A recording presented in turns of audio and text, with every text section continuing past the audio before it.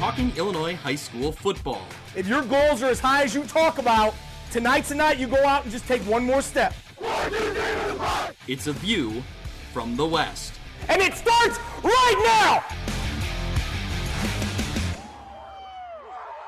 Welcome to View from the West podcast, brought to you by Breedlove Sporting Goods, part of the River Rivals Media Network, the podcast covering high school football on the western side of the state of Illinois. I'm your host, Greg Armstrong, joined by Mitch Stormer. And Mitch, here we are, 9 weeks of the regular season in the books. It is playoff time.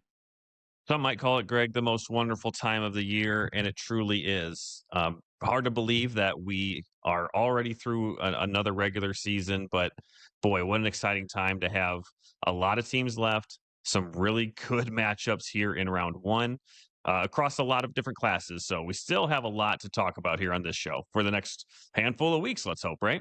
Yeah, 30 11-man teams are out there in the playoff field, another 6 on the 8-man side of things, so a grand total of 36 teams to talk about kind of where they fall in the bracket, what their matchup looks like.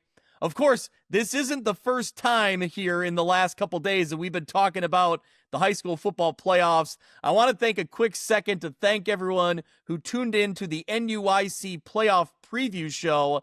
It's our collaboration. It's the bracket reveal show with Kyle Kampmeyer and NUIC football. It was a huge success this year. Huge numbers in the live stream. Upwards almost of 5,000 watches or views, Mitch. That's incredible. We love the support.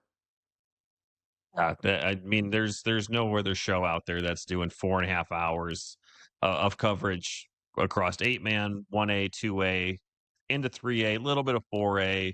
So, yeah, kudos to you guys on that. It was a tremendous show. I was in the command center doing some graphic design work, but I had the show up. I was listening and then joined at the last hour to go over some projections. So, outstanding job. Got a little dicey there as a power outage in Bloomington almost blew that a little bit. But luckily, the whatever power company is out there in Bloomington was working pretty quickly, got that back up and running, and they were able to get the brackets out on time as previously scheduled. So, but no, great show, fantastic analysis. I mean, it was like coach after coach after coach after coach just lined up ready to come in and talk about their school. So a fantastic job, and congratulations again to you and to Kyle and to everyone on the show. Yeah, I mean, like you mentioned, coaches' interviews. Kyle coordinated somewhere in the neighborhood of 20 or more different coaches' interviews, anywhere from 8-man up to 3A, from the NUIC, of course, but also our coverage area and beyond. Around the state of Illinois, we brought in coaches to get their insights, get their look at their team, what they thought about their matchup. Just really great information. We gave, like you said, our bracket analysis, some predictions. So I can't wait. I can't imagine a more comprehensive small school show in the state. I'm not trying to pat ourselves on the back, but I'm really proud of the work we put in and the show we deliver. Cause I think a lot of people, they're looking for that coverage, right? And I'm proud to say we're a show that delivers it. Well, like you said, there was upwards of 5,000 people at one time watching it. So yeah, we're not alone. They're out there and they appreciate it for sure. Yeah, it really kind of put things in perspective, Mitch. I saw John Huff, our buddy from Gateway Sports down near the Missouri, Southern Illinois area. He had an X post sent out that mentioned something about on the Illinois side, they have a show and a whole night where they reveal brackets. On the Missouri side, you just refresh your browser and you find where you go. So I think that, a lot of times we get caught up in criticizing the IHSA for right or for wrong or whatever you want to say. But man, this is one night that they do it right. And it's a really exciting, as Ty Taylor and Jim are not shy of saying, it's the best day of the IHSA sports calendar. And I would agree. Yeah. And the power outage was certainly not a shot at the IHSA. No. The last thing that they want to be dealing with on, like you just said, one of the most important days of the football calendar. So, yep.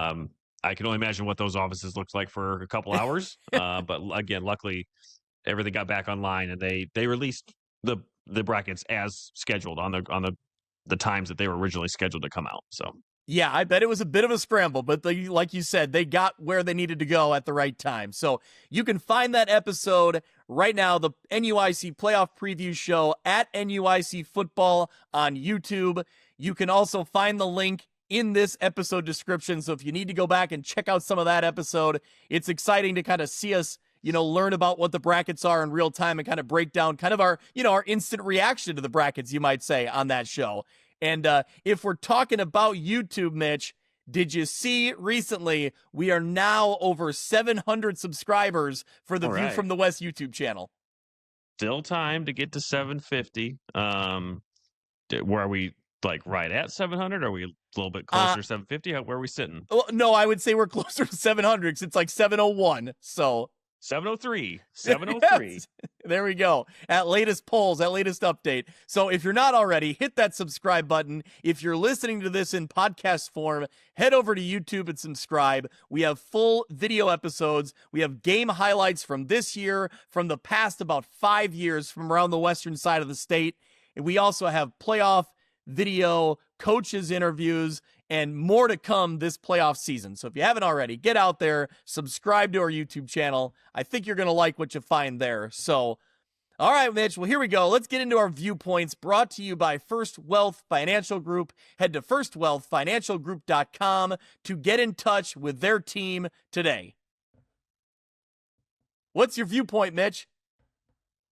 Well, I just wanted to use my time here. We're going to be talking a lot about teams that are advancing into the playoffs, but certainly want to give a shout out and kudos to all the teams that we said goodbye to, so to speak, in Week 9. Teams that are not advancing onto the playoffs. Again, it's tough to be to sit at 4-5 or 3-6, whatever it is, but.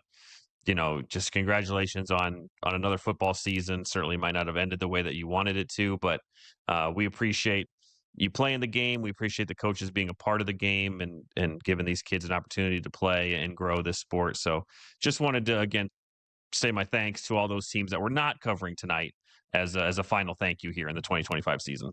Yeah, Mitch, that is a perfect segue into my viewpoint. So as we've talked about throughout the season, my son played freshman high school football this year, and their last game obviously was this past week in Week 9. Had a tough loss, heartbreaker, to end their season at 4-5. They were really hoping to push over 500, right? End the season on a high note with a win and get that winning record. They fell a little bit short.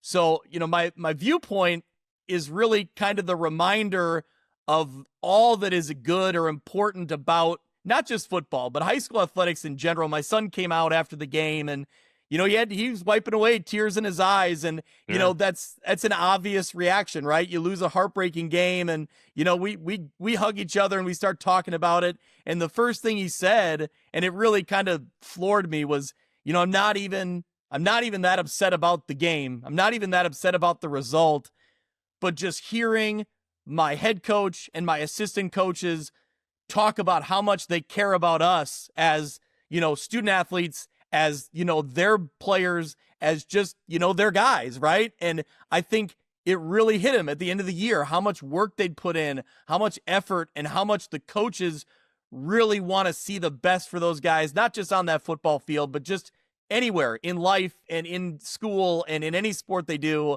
And man, it struck me because that's what it comes down to, right? I mean, how many times do you refer back to that coach do you remember in high school that really went that extra step and really that stood out to you? You remember that more than a lot of the scores and a lot of the numbers. And I think that it was a good reminder of that in Week 9 as this season wrapped up for him. Yeah, no, that's a great sentiment. I know it all too well. And again, going back to my viewpoint, a lot of teams are feeling that similar sentiment. So yeah, to everyone who have either played their last game, either of just this season or of their career, again, we thank you for playing this game and for doing your part in growing the game. So good luck to everyone on their next journey. Yeah, and thank you for giving us, fun highlights to watch, to talk about week over week, right? There's a lot of players that we've talked about that didn't get the chance to play in Week 10 or beyond, so there's too many. I don't want to start naming players because there's a lot of them, but right. Thank you for the highlights and thank you for the support. And, we really loved covering your team and your program. So, all right, Mitch, how about some Mitch's mentions? What do we got? Sure. Let's start at a couple places I don't know that we have just yet, but our guy Matt now breaking down the brackets had they been seeded 1 through 32. I think we Yep. saw some better matchups, and by better I mean non-rematches. There were still some that are unavoidable, Yeah. but it just kind of gave you a perspective of what we would be talking about if we did true state seeding in those classes. So kudos to Matt for putting those together and sending those out. Another quick shout out to Central Illinois Football at CIL Football there on X. Did a great job of posting all of the matchups for round 1 on their account as well. And then last but not least, our guy Zach Shimdog, given stats, had all of the game times ready to go, has his full spreadsheet listed in order of when teams play. So it's been really fun to work with Shim this year, and he's been a true asset to this team. So again, thank you to all those accounts for all that you do, and looking forward to a fun playoff season. And that's a good plug for the Instant Reacts podcast, because we had Shimdog Zach on the live stream last Friday, breaking everything down from week 9. So it's good to see him on the call and talk to him. And as his second job as Galva head coach, apparently. Man, let me tell you what, when you got 2 different Zachs calling in at the same time, that's recipe for, I mean, I guess you'd say disaster, or that's recipe for exactly what you call the Instant Reacts podcast. Right. Yeah, that was a true Instant Reacts moment there. Yep. So anyway, if you want to go back, check out the Instant Reacts. It's available now in our archives on YouTube and in audio form, of course. Or no, sorry, it's not available in audio form. That's a YouTube only. That's the YouTube exclusive. Correct. So, of course, you got to go to YouTube and get that. So, all right, well, Mitch, before we get into the playoff picture, we got some business to take care of in week 9. And there it is. If you're hearing that chime, that means a big-time performance from a big-time player. We had Dixon defeating Genoa Kingston 58-20. And leading the charge, no shock, Landon Carnegie. Mitch, give us the numbers. Yeah, Landon Carnegie of Dixon has had an unbelievable season. He closed it out in a record-setting way. School record 447 yards and 5 touchdowns for the Dukes as they finish their season 8-1 and they roll into 4A playoffs. So Landon had a lot of weeks that he could have won this award. This was probably his best one. He saved the best for last. So congratulations to Landon Carnegie, our Breedlove's Player of the Week for Week 9. We will reach out, I guess talk out to our guy, Coach Brad, there at Dixon, and make sure we get the address for Dixon High School and get the care package, courtesy of Breedlove's, with all of our Player of the Week goodies sent to you. And you can enjoy a mini helmet. You can enjoy a patch, some stickers, all the things that Breedlove's will put in that box on just a congratulations on a fantastic season and a really fantastic week. Yep, no doubt about it. Congratulations to Landon. Congratulations to Dixon. It's an exciting time of year because I think there's some high hopes heading into the playoffs. We'll talk about that in a few minutes here. But a few kind of extra numbers here from our friend on X, Sam Ramirez. Landon Carnegie's 447 rushing yards, the 12th most ever in a game in IHSA history, the second most in a Big Northern Conference game, and the most yards in a single game since 2016. So a little, historical context there for that one. He's rushed for at least 100 yards in every game. He's now up to 32 touchdowns. So what an effort, what a performance week over week from Landon Carnegie. If we're talking about that Breedlove's Player of the Week, I think we better pause right there and tell them all about Breedlove's. Listeners and friends of this show, they certainly know that tonight's episode is brought to you by our friends at Breedlove Sporting Goods, Western Illinois' premier sporting goods store for uniforms, apparel, equipment, awards, and online team stores. They provide all the same sporting goods services as the big nationwide companies, but with a faster turnaround, and their uniform pricing is a fraction of the cost you're probably used to. They offer name brands such as Adidas, Under Armour, and Nike, and are extremely responsive with any inquiries. With a primary focus on the western side of the state of Illinois, Breedlove Sporting Goods is the fastest way to outfit your team. Check them out on Facebook or at breedlovesports.com. We thank Breedlove's for everything they do. And Mitch, we've been doing the Show Us Your Shirt campaign on X. Yes. That's been a huge success.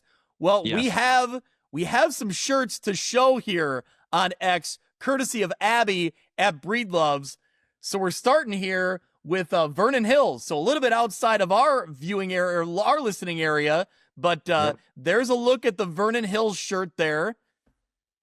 We also got, what else did Breedloves make for us? Here's the Anawan Wethersfield Titans playoff shirt, the long sleeve version, actually. Yep. Okay, let's see. Good looking couple shirts here. Yeah, I had not seen the Stark County shirt yet, so there's a look at the Stark County Rebels playoff shirt. Let's get to, here's a couple of my favorites. Solid shirt here. Really good looking shirt on the Princeton Tigers. Fear the Stripes, of course. Love that one. Mitch, how about this one? United Townships waited a long time for a playoff shirt. This is really well done. Yep. I could not be more proud that people have bought into the Show Us the Shirts campaign, because I think this is the best year that we've had doing it. Now, sometimes I've just, retweeted, or I'll find them myself, but I really didn't dig that much this year because they were just coming in fast and furious. So, again, thank you to, I didn't count how many we had because I just, posted whatever they sent. So, yeah, really, really happy that this campaign took off and we can showcase some of these shirts, because like this one here with Macomb, good looking shirts. Always fun to see the different designs that teams can come up with. Yeah, I really love this Macomb Bombers shirt as well. So, yeah, Mitch, I was really happy to see it kind of take off and explode. We had the yard, show us your yard signs. That became a thing too. I mean, I'd love few things more than seeing local Illinois towns decorated for high school football. So yeah, it's yard sign season for sure.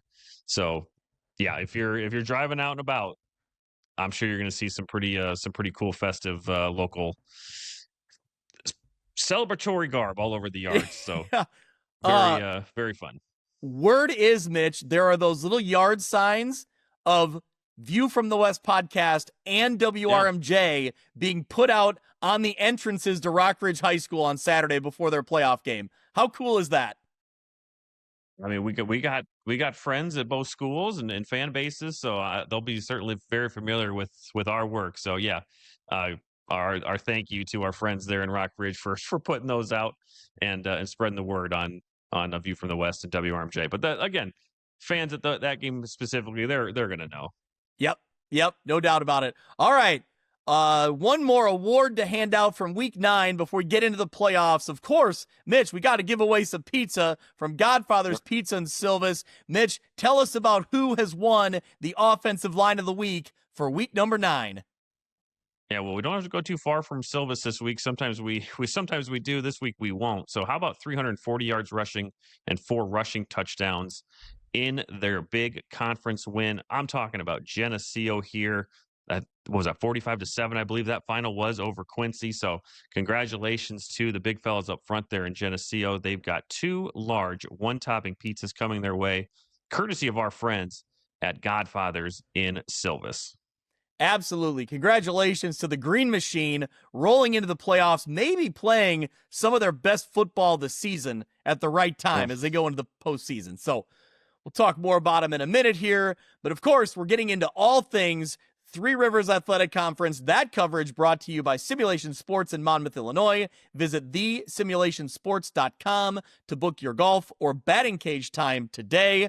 We're going to talk some Big Northern coverage, the Big Northern Conference represented in the playoffs as well. Big Northern coverage brought to you by Byron Wealth Management. Stop by, talk to Sean about financials or that playoff football. Talk to him about the matchup and the bracket that Byron has drawn. You'll get all the information you need there. So, all right, Mitch, Here we go. We're going to start in Class 7A. We'll start with the Moline Maroons. They're the Western Big Six champions. They get the 5 seed in 7A bracket. They will go up against the number 28 seed, Andrew, Saturday, 5 p.m. at Browning Field. So tell us about Tinley Park, Andrew, and I'll pull up the bracket and we'll kind of look at kind of where the Moline Maroons fall in the bracket here. Yeah, okay. The Thunderbolts come in at 5-4 here. They're coming out of the Southwest Valley Red Conference. They are coached by Adam Lewandowski in his 5th season here at the helm of Andrew. This is their 23rd playoff appearance, 2nd consecutive. They lost in the first round of 8A last year. This is the 6th time under Coach Lewandowski. solid team. They had a nice Week 8 win, about a 20-point win over the DeKalb Barbs in Week 8. Caught a couple players on X with some game film that really stood out. Their quarterback, it's Camden Maniatis. Hopefully, I'm pronouncing that correctly. Recorded a school record 6 touchdowns in their Week 9 game. That was a loss to Bradley Bourbonnais, but he had 3 run touchdowns and 3 passing touchdowns. Big target in Jay O'Reilly, and a real athletic linebacker in Jeremiah Johnson. So when I was watching the film of that quarterback, the first thing came to my mind is, and kind of their style of offense, is it reminds me of like how a Navy quarterback would play, right? Okay. Under center a lot. There's a lot of motions. There's a lot of play action, option plays, and like their quarterback does, like, I don't know if he's short or just kind of stays low to the ground, but it's almost like he kind of like not pump fakes, but kind of shoulder pump fakes quick, and then he can do a quick release. So, Yeah. he'll pop up and have these quick throws. So this Moline defense is going to be tested for sure, but I like the way that the Moline defense has played all season, and certainly in the last like 5 or 6 weeks. So it'll take a disciplined effort to kind of keep them in check, because they can do some good things led by that quarterback. Yeah, when you start looking through kind of how their season played out, like you said, they end up 5-4. They got no wins against teams with winning records, but man, they played some really close games against some good schools. We're talking Bradley Bourbonnais, Lincoln Way Central, Lincoln Way West. Some close games there. They got a win in Week 8, 47-28 over DeKalb. So a DeKalb program that's usually pretty good. I'm trying to remember what their record was this season. I was going to go look that up real quick, but I don't think they were the same caliber. Yeah, DeKalb was only 2-7 this year. Yeah. So not the same DeKalb team we've seen in years past. Actually, last year they were only 1-8. So really a far cry from what they used to be a couple of those years. Yeah, we must be thinking a few years back there, Greg. Yeah.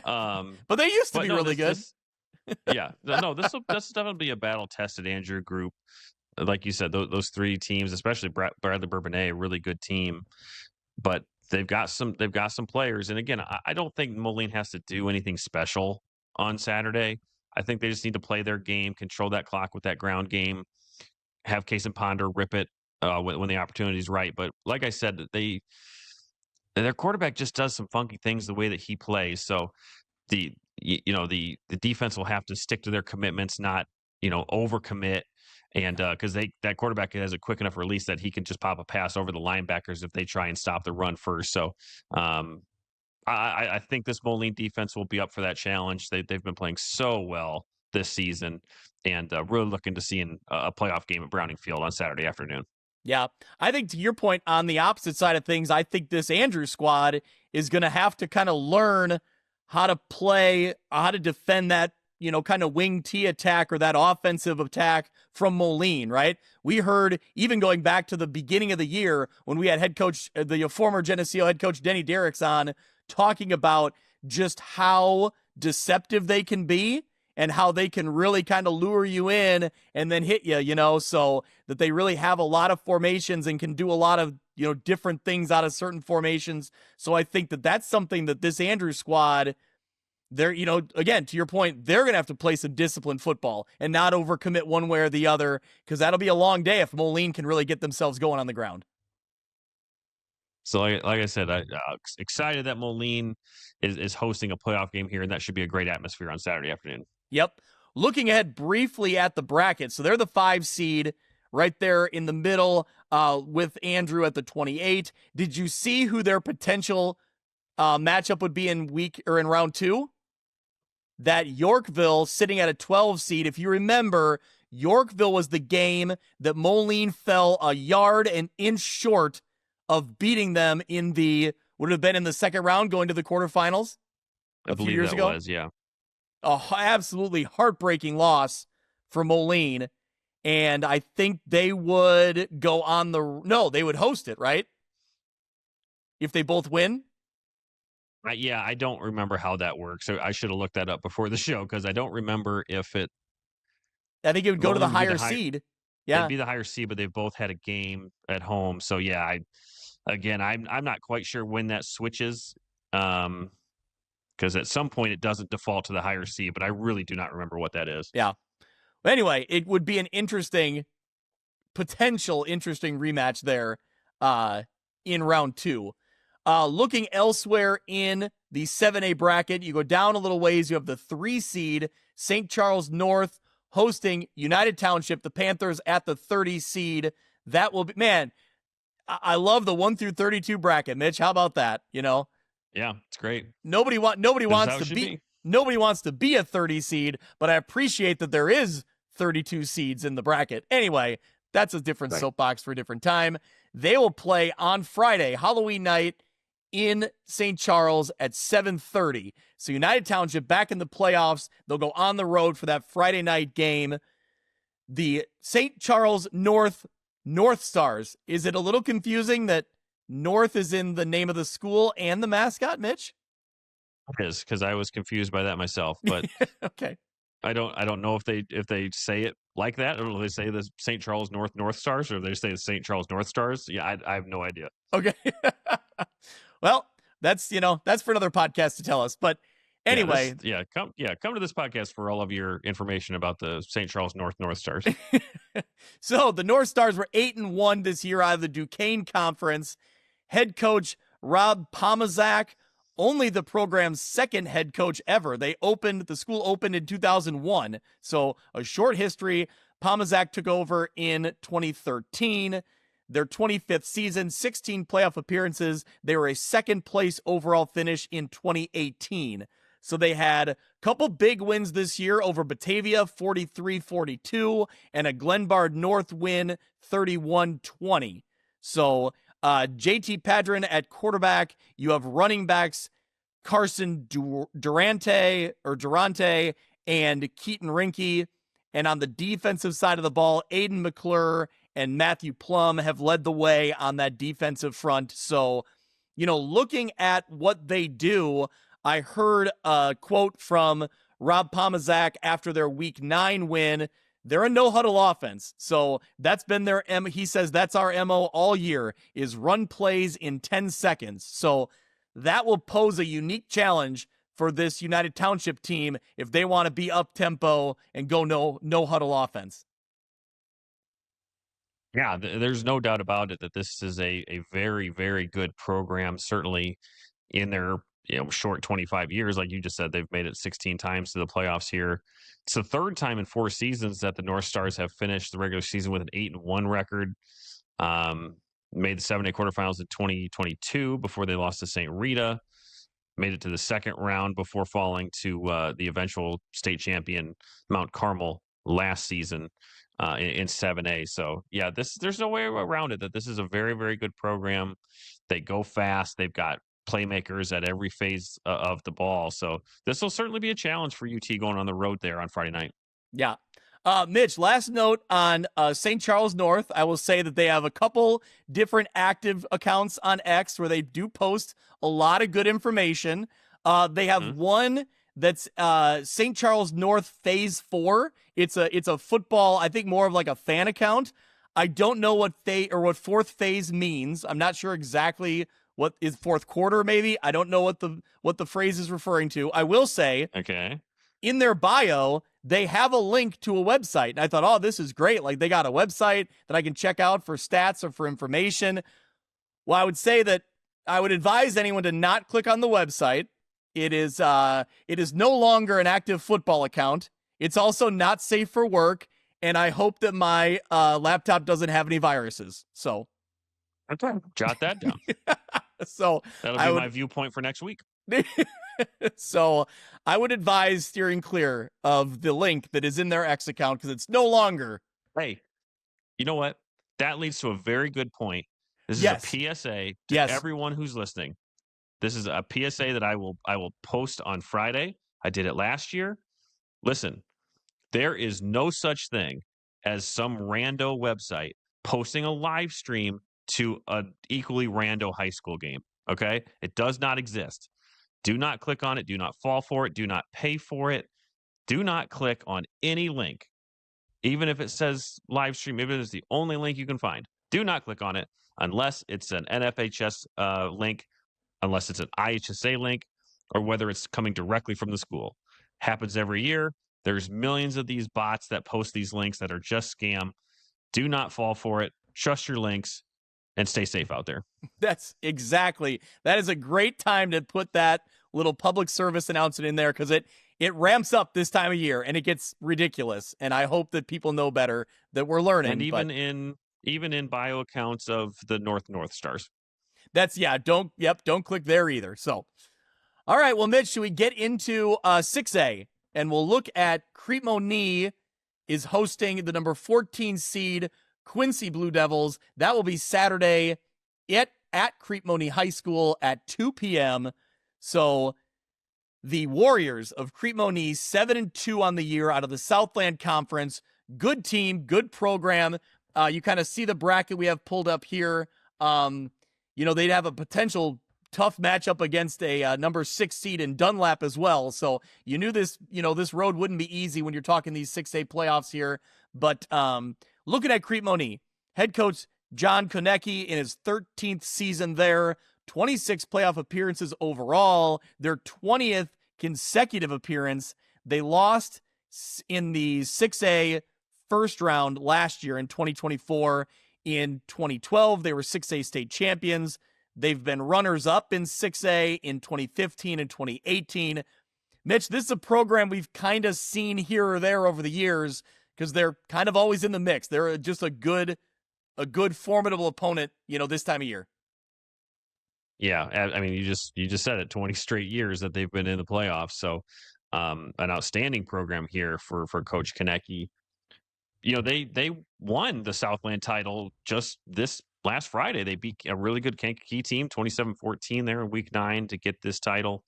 Certainly they're already in the playoffs, but that grabbed them the conference crown. Some really good players. They've got a wide receiver, Dorian Patterson. He's committed to New Mexico. Darren Couch is at quarterback, well over 1,000 yards passing and 20-plus touchdowns. A lot of those going to Patterson. De'Arian Yarborough is another wide receiver. So this team likes to sling it a little bit.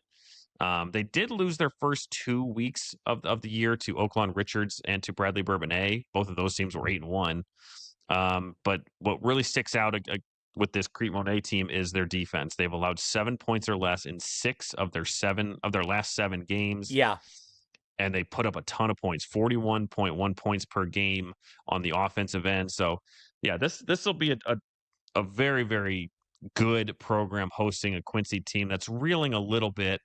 A Quincy program that's back-to-back 7A quarterfinalists. So a program not going to be scared by the playoff moment by any means, but this is a really good Crete-Monee team. Quincy's defense will really have to be playing their best football of the year. And Hunter Shuck winning that offense is really going to have to find some holes because it doesn't seem like Crete-Monee allows very much to come through. Yeah, I think best case scenario, you got to hope that Quincy has a really good focused week of practice. They are able to kind of dive into the film that they can see on Crete-Monee and, like you said, try to find ways to slow them down enough. But yeah, on the offensive side of the ball, you got to figure some things out, get the ball moving a little bit. They have some pieces there to do it. And certainly these players have seen the playoffs, right? They've been there, they've done that, and now it's their time. So see what they can do when they head up to Crete-Monee. So, all right, Mitch, should we head into the 4A bracket? We actually, for the first time in a long time, we don't have any teams in 5A, but we have several in 4A. So when we're looking at Sterling, Geneseo, Dixon, those schools sometimes would go 5, especially Sterling. And now here we go. We're skipping down to 4A. Yeah, and we'll start there with a team that I'm really excited about seeing how far they can get. That's the 4 seed in Dixon coming in at 8-1. They will play host on Friday night at 7 p.m. to Woodstock North. Coming in at 6-3, the Thunder from the Kishwaukee River Conference. They are coached by Jeremiah Humuth in his first year as head coach there. 6 appearances in the IHSA playoffs for Woodstock. This is a newer school, I guess, opened in 2008. This is their second consecutive appearance. They lost in 5A round 2 to the eventual champion in Nazareth last year in 2024. Yeah. There were several teams that lost to Nazareth in 2024. So, But I don't even think it's. I don't think it's the last one in this preview show that lost to Nazareth last year. I think there's another one coming up. that's fair. So looking at Woodstock North and kind of how their season played out, a big win for them coming in week 9 over crosstown rival Woodstock. They win 49-0. Both teams entered that game at 5-3 records. So pretty significant for, seeding purposes and where you were going to end up. And they were able to get the win there to move to 6-3. They had a win over Johnsburg earlier this season. So 3A Johnsburg, who will be Dupex's opponent in the playoffs. We'll talk about them in a little bit. They had a 14-13 loss to Marengo, who will be Monmouth Roseville's opponent. So several crossovers or tie-ins to our area there for this Woodstock North team. Absolutely. We talk about those teams here coming up. They've got a really good running back in David Randecker. He became the school's all-time leading rusher in that Week 9 victory. He is over 2,300, almost 2,400 career yards. Dual threat quarterback too in Parker Hallahan. So a very balanced team here. This is a group that won 8 wins a year ago. Before that, it was a stretch of 0 wins, 1 win, and 2 wins. So this Woodstock North team has really been playing well in the last couple of years. And again, a 6-3 program here coming in. But boy, you look at teams that are hot and riding a lot of momentum into this playoff. Look no further than the Dixon Dukes. We just talked about how good of a rushing attack that they have. I don't think their defense gets talked about enough and how good they have been. So I think Dixon's going to have a control of this game on Friday night. I would like to try and watch this game if I can.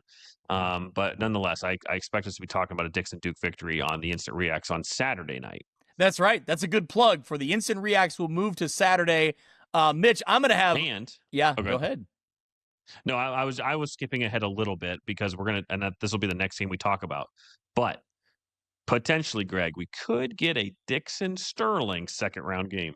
Well, that's a good segue into what's next, and we'll talk more about the Instant Reacts podcast in a little bit, but that will move to Saturday.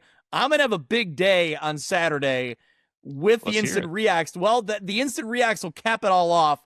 I'll save I'll keep you in suspense. The tease on where I'm going. Are you going anywhere Friday? I don't think I'm going anywhere. Well, I'm going trick-or-treating Friday, Mitch, is probably what I'm doing. Are you going to do it at the parking lot of any of the 5 games being played? Unfortunately, I don't think that's going to work. Okay. All right, Becca. So, no, but a little tease ahead to where I'm going Saturday. It's going to be a big day capped off with an Instant Reacts podcast on Saturday night. I would say, Mitch, probably going to go live around 9 o'clock, 9:30-ish, we'll say. I don't want to pin anything down, but stay tuned. We'll select a time later in the week, and we'll let you know. Yeah, and that sounds fair because I think I don't believe there's any Saturday night games that we cover, so that'll give plenty of time for us to get, usually on Instant Reacts on Friday night, we don't always have the stats ready just yet, but that should give us plenty of time to get everything, and we'll really be able to break it down even a little bit further than probably we normally do on an Instant React. So yeah, I think that's a good plan. 9:30. We'll lock that down eventually, but looking forward to Saturday night to breaking down everything round 1. Yep. All right. So you mentioned it, that if Dixon can win, I just want to mention, I think, Dixon comes in playing really good football right now. I'm excited to see Landon Carnegie, our player of the week, and the rest of that group get into the playoffs and, see what they can do. I think the question for me, the Big Northern as a whole, were they as strong as they have been year over year? I guess we'll find out come playoff time if they've really been tested.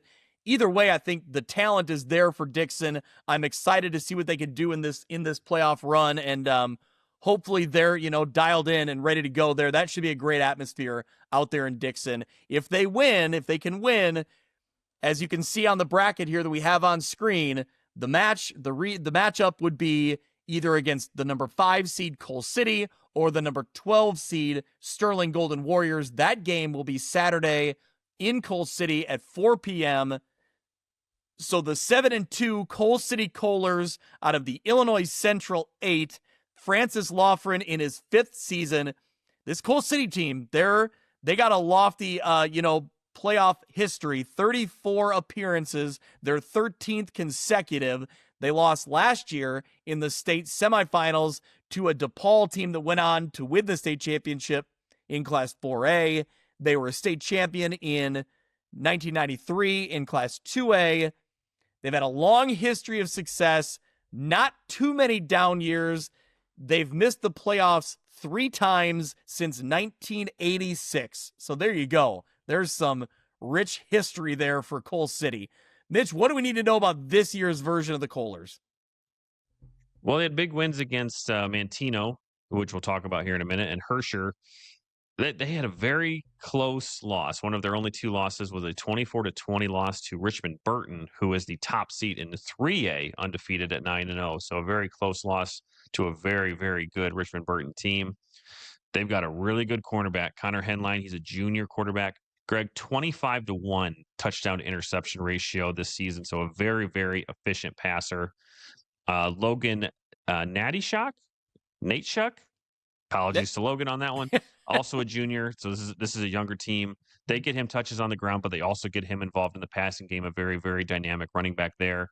And Emmett Easton on their defensive line. I think he plays offensive line as well. He might play tight end, but he's got multiple colleges after him. Big body, can really move. So certainly a player that Sterling will have to account for at any point on the field. Yeah. So that Coal City offense has put up 40 or more points in all 7 of their wins this season. So that's a really impressive resume coming in. That's a challenge for a Sterling defense to really rise to the occasion. I think that given the right scenario, I think this Sterling offense, you hope they can move the ball, right? You hope they can do some damage of their own. But man, that's a high-powered offense there for Coal City. Yeah, and I think that'll be on really Sterling's offense to maybe try and keep that offense off the field, right? That's try true. And slow down the game a little bit. So Sterling's coming in having won 5 of their last 6. Yep. Certainly that game against Geneseo is the outlier there, but their offense has really been good. I mean, they look at what they've scored: 49, 48, 55, 38, and 42 in those wins. So this is a Sterling team that is really playing good football. And again, if you can find a way to slow down this Coal City attack, give Brady Berlin, De La Cruz, all the weapons that the Golden Warriors have, give them some room to run. Sterling's got a fighting chance. There's no doubt about it that they've got a fighting chance in this game. So tough to go on the road, 4:00 game, but yeah, this should be a great classic playoff matchup here. Yep. All right. Well, sticking in Class 4A, we have Geneseo. Or let's see. Do we get yes, Geneseo. Yes. They will be hosting Rochelle. So this is a rematch from the regular season in week 1, I believe. Yeah. Yep. So Geneseo, the 6th seed at 7-2, hosting the 11 seed Rochelle at 6-3. Friday night, 7 p.m. I believe at one time or another. No, maybe that was Plano. Similar colors. I've been to a Geneseo Friday night playoff game, but I think it was Plano, not Rochelle. Either way, that was off topic. So 6-3. Random, but yes. Yeah, they're similar colors, Rochelle and Plano. So they are. Yeah, they are. 6-3, the Hubs out of the Interstate 8. Kyle Kissick is leading the way. This is the 28th appearance for the Hubs, 5th consecutive. Hey, Mitch, they lost in the 5A quarterfinals to Naz in 2024. So there you go. See? So, all right, well, There give you us go. the rundown on some of their big wins and kind of what we can look for here in this team. Well, like you mentioned, this is a rematch of the week 1 game that kind of, looking back, is a little surprising. Yep. Rochelle won that one 41-14. After that, Rochelle struggled with Chicago King and then lost to Lena Winslow in week 3. But they did get a week 7 win over Caneland. So a really good Caneland team there. We'll talk about Dylan Manning in a minute, but they are led by Roman Villalobos, a fullback there running out of their formation, over 1,000 yards and 15 touchdowns. Carter Grabowski and Tyler Gensler also getting carries and leading this Rochelle team this season. So it's been a great year, I think, for them. This is also a rematch of what we talked about on maybe Friday or whatever we talked about it, an old NCIC matchup here, Greg. So good to see the 2 traditional teams here getting on the field. We don't encourage rematches of the regular season, but this is out of conference, a little bit different. But these are two solid historic programs going at it, and that's what we like in the playoffs. Yeah, like you mentioned, overall been a pretty good year for Rochelle, but I will say that the Dylan Manning story is really it's hard. You know, it's a really hard, really tough situation. So he would have been over 1,000-yard rusher this year. Was one of their, if not their best, asset on the football field. Injured earlier this year. He's had a pair of two different brain surgeries since then. The Rochelle football account on X continually provides updates, I'd say every couple days. Seems Every like day. there's every day. Yeah, it seems like there's positive news coming. Slowly, the recovery is progressing. I really just want to say, like, I'm looking every day for those updates because I just, you hope and pray for the very best for that kid because it's a scary situation all the way around.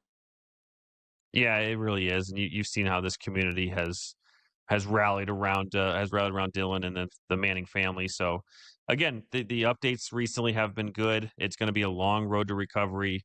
A fantastic player on the field. It's such a tragic accident. I want to call it an accident. Just an unfortunate situation here. But again, we continue to hope and pray for a speedy recovery and more good updates here from the hub. So they'll be playing inspired football. There's no question about that. Yep. Without Dylan, they have maintained their rushing identity. Greg, in that win against Caneland, they ran 57 times for 616 yards. Man, yeah. 616 yards. And they only had 3 touchdowns, so that'll get the job done. Just Yeah. a traditional wing T attack. So I don't think it'll be anything that Geneseo is not necessarily just not anything different that they're not used to seeing and defending against, and certainly with Coach Furlong and his background defensively and his time at Cary Grove, he's going to have something lined up here. So we're really looking forward to this game on Friday night at 7 p.m. It'll be quite the atmosphere there in Geneseo. Yeah, like you mentioned, kind of old NCIC rivals. And Mitch, let me get back to it. I have been to a Geneseo Rochelle game at Rochelle. I know that. It wasn't Okay. a playoff game. I have been to one. It probably, right. that might have been the Northern Illinois Big 12, but NCIC adjacent, very close to it. So, Sure.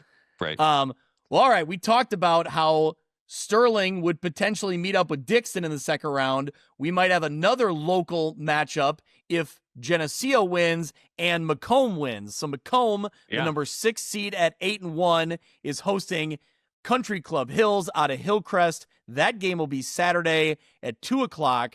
Country Club Hills comes in at 5-4. They're the Hawks out of the South Suburban Blue Conference. Kyron Weaver has his team back in the playoffs. This is their 24th appearance overall, their 9th consecutive. They lost in the 5A first round in 2024. Mitch, it's interesting. We saw that there in the 5A field, this Country Club Hills. Seuss has mentioned it, that with all of the changing to the multiplier rules, a lot of teams that had traditionally played 6A, 5A have all fell down a class into 5, into 4, and we're seeing that right here. Yeah. Can I give you a quick mea culpa here, Greg? Yeah, oh, absolutely. It is Hillcrest High School in Country Club Hills. Oh, there we go. Okay.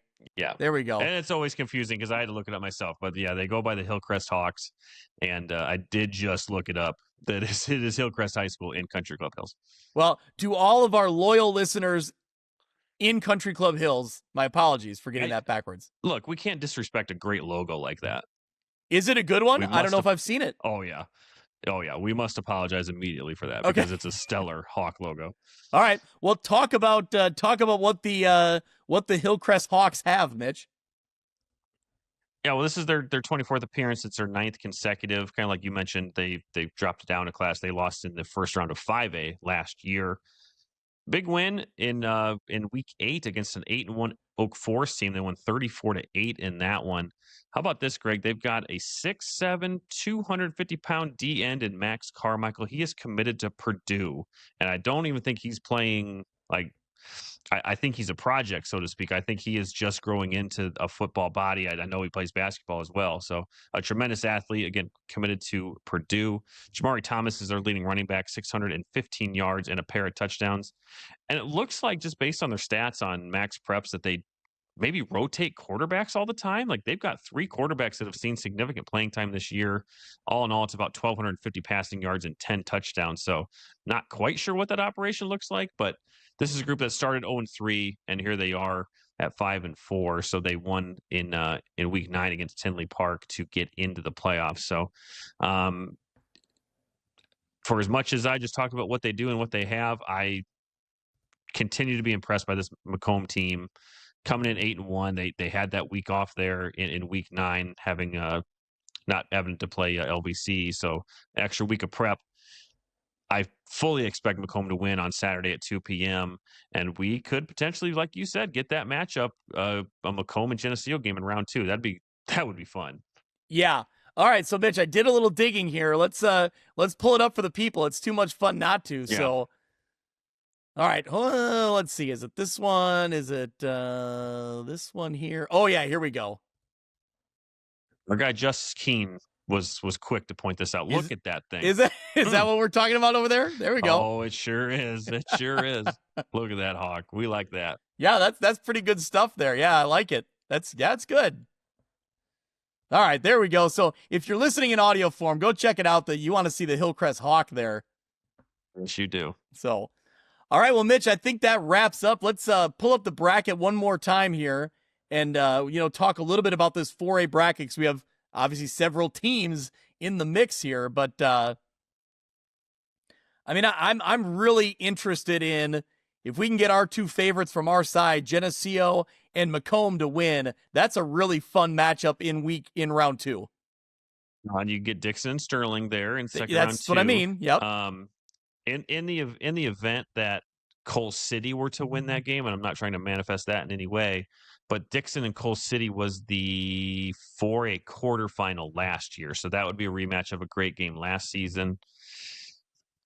When you're talking about this 4A bracket, though, you kind of got to look at the top, right? You've got Lombard Martini staring down at everybody else, the defending state champs in 3A. They are now in 4A. I'm pretty sure they're still undefeated.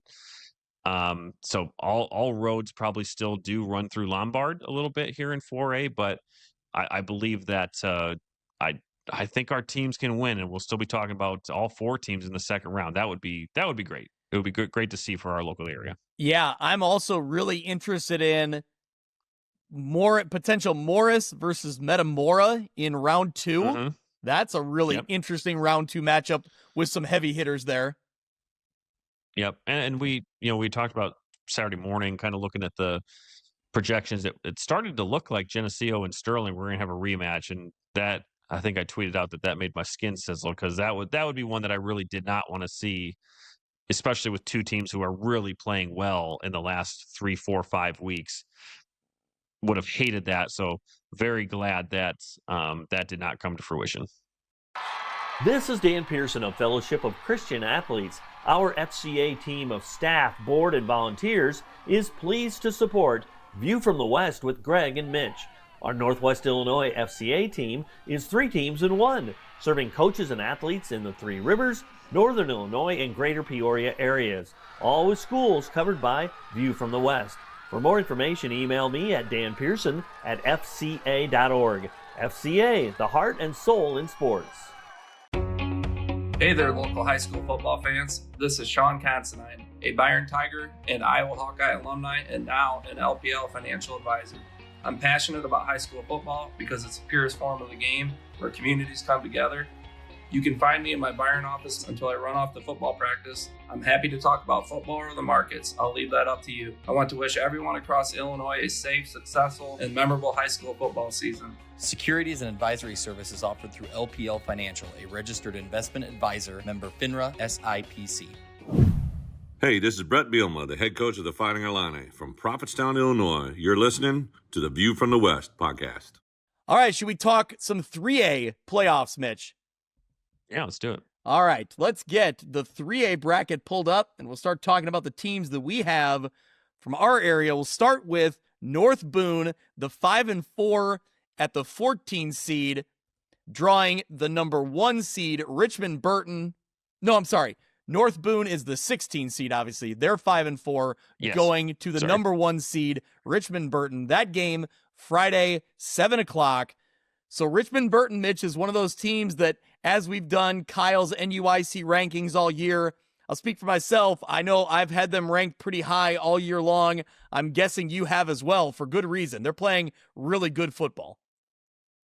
And a legendary coach here with Mike Knoll. He surpassed 300 wins this season. That gets him as the either tied for or the sole 7th winningest coach in IHSA history. So not all the wins have been at Richmond Burton, but 300 wins is quite the career. So the Rockets, out of the Kishwaukee River Conference, 9-0 this year. This is their 34th playoff appearance, 18th consecutive. They lost at round 2 of 4A last year. They are a 2-time state champion. Class 2A was in 1992, and they won the 2019 Class 4A state championship. They have not missed the playoffs under Coach Knoll in the 8 years he has been there. A very, very good resume here for the Rockets. 5 wins over playoff teams, 40 points per game. They're only allowing 8. Big running back is Hunter Carley. Believe he also owns the school record in the shot put. So a very, very strong back, multiple 200 plus, even a couple 300 plus, 5 TD games here. So this is a very, very good Richmond Burton team. They are ranked number 1 and unbeaten for a reason. It will be a tough test for North Boone to go on the road on a Friday night and get this win. Yeah, I think that, North Boone did what they had to do to get into the postseason, but this Richmond Burton team really feels like they're playing on another level, and I think that, they're 9-0 and not a cheap 9-0. That's a really good resume they come in with. So, good luck to the Vikings and see what they can do to try to pull that upset on Friday night in Richmond Burton, because, man, that would be a heck of a story for them and for the Vikings. But sure would. All right, and you start looking, Mitch, this Richmond Burton team, they get a pretty good draw all the way around. Obviously, the number 1 seed, so they open with a 16 seed in North Boone, but then you start looking at that 8-9 matchup, Chicago Noble Rauner or Aurora Central Catholic. And we've kind of talked a little bit about it. Seuss talked about it on our podcast when we brought him in to look at the playoff projections. This Aurora Central Catholic team, their playoff points are really low. They did not play a whole lot of really top talent teams. And just knowing what we know usually about Chicago schools, I think that that's another winnable matchup. They're going to be in the quarterfinals there, I think, this Richmond Burton team, if things go the way we expect. And that's when it gets interesting, because then we'd have some teams that might have something to say about it. That one potentially being Princeton. Now, they'd have to pull off an upset or two along the way. The number 13 seed Princeton Tigers go on the road at 6-3 to the number 4 seed Bloomington Central Catholic at 9-0. This game will be Saturday at 1 o'clock.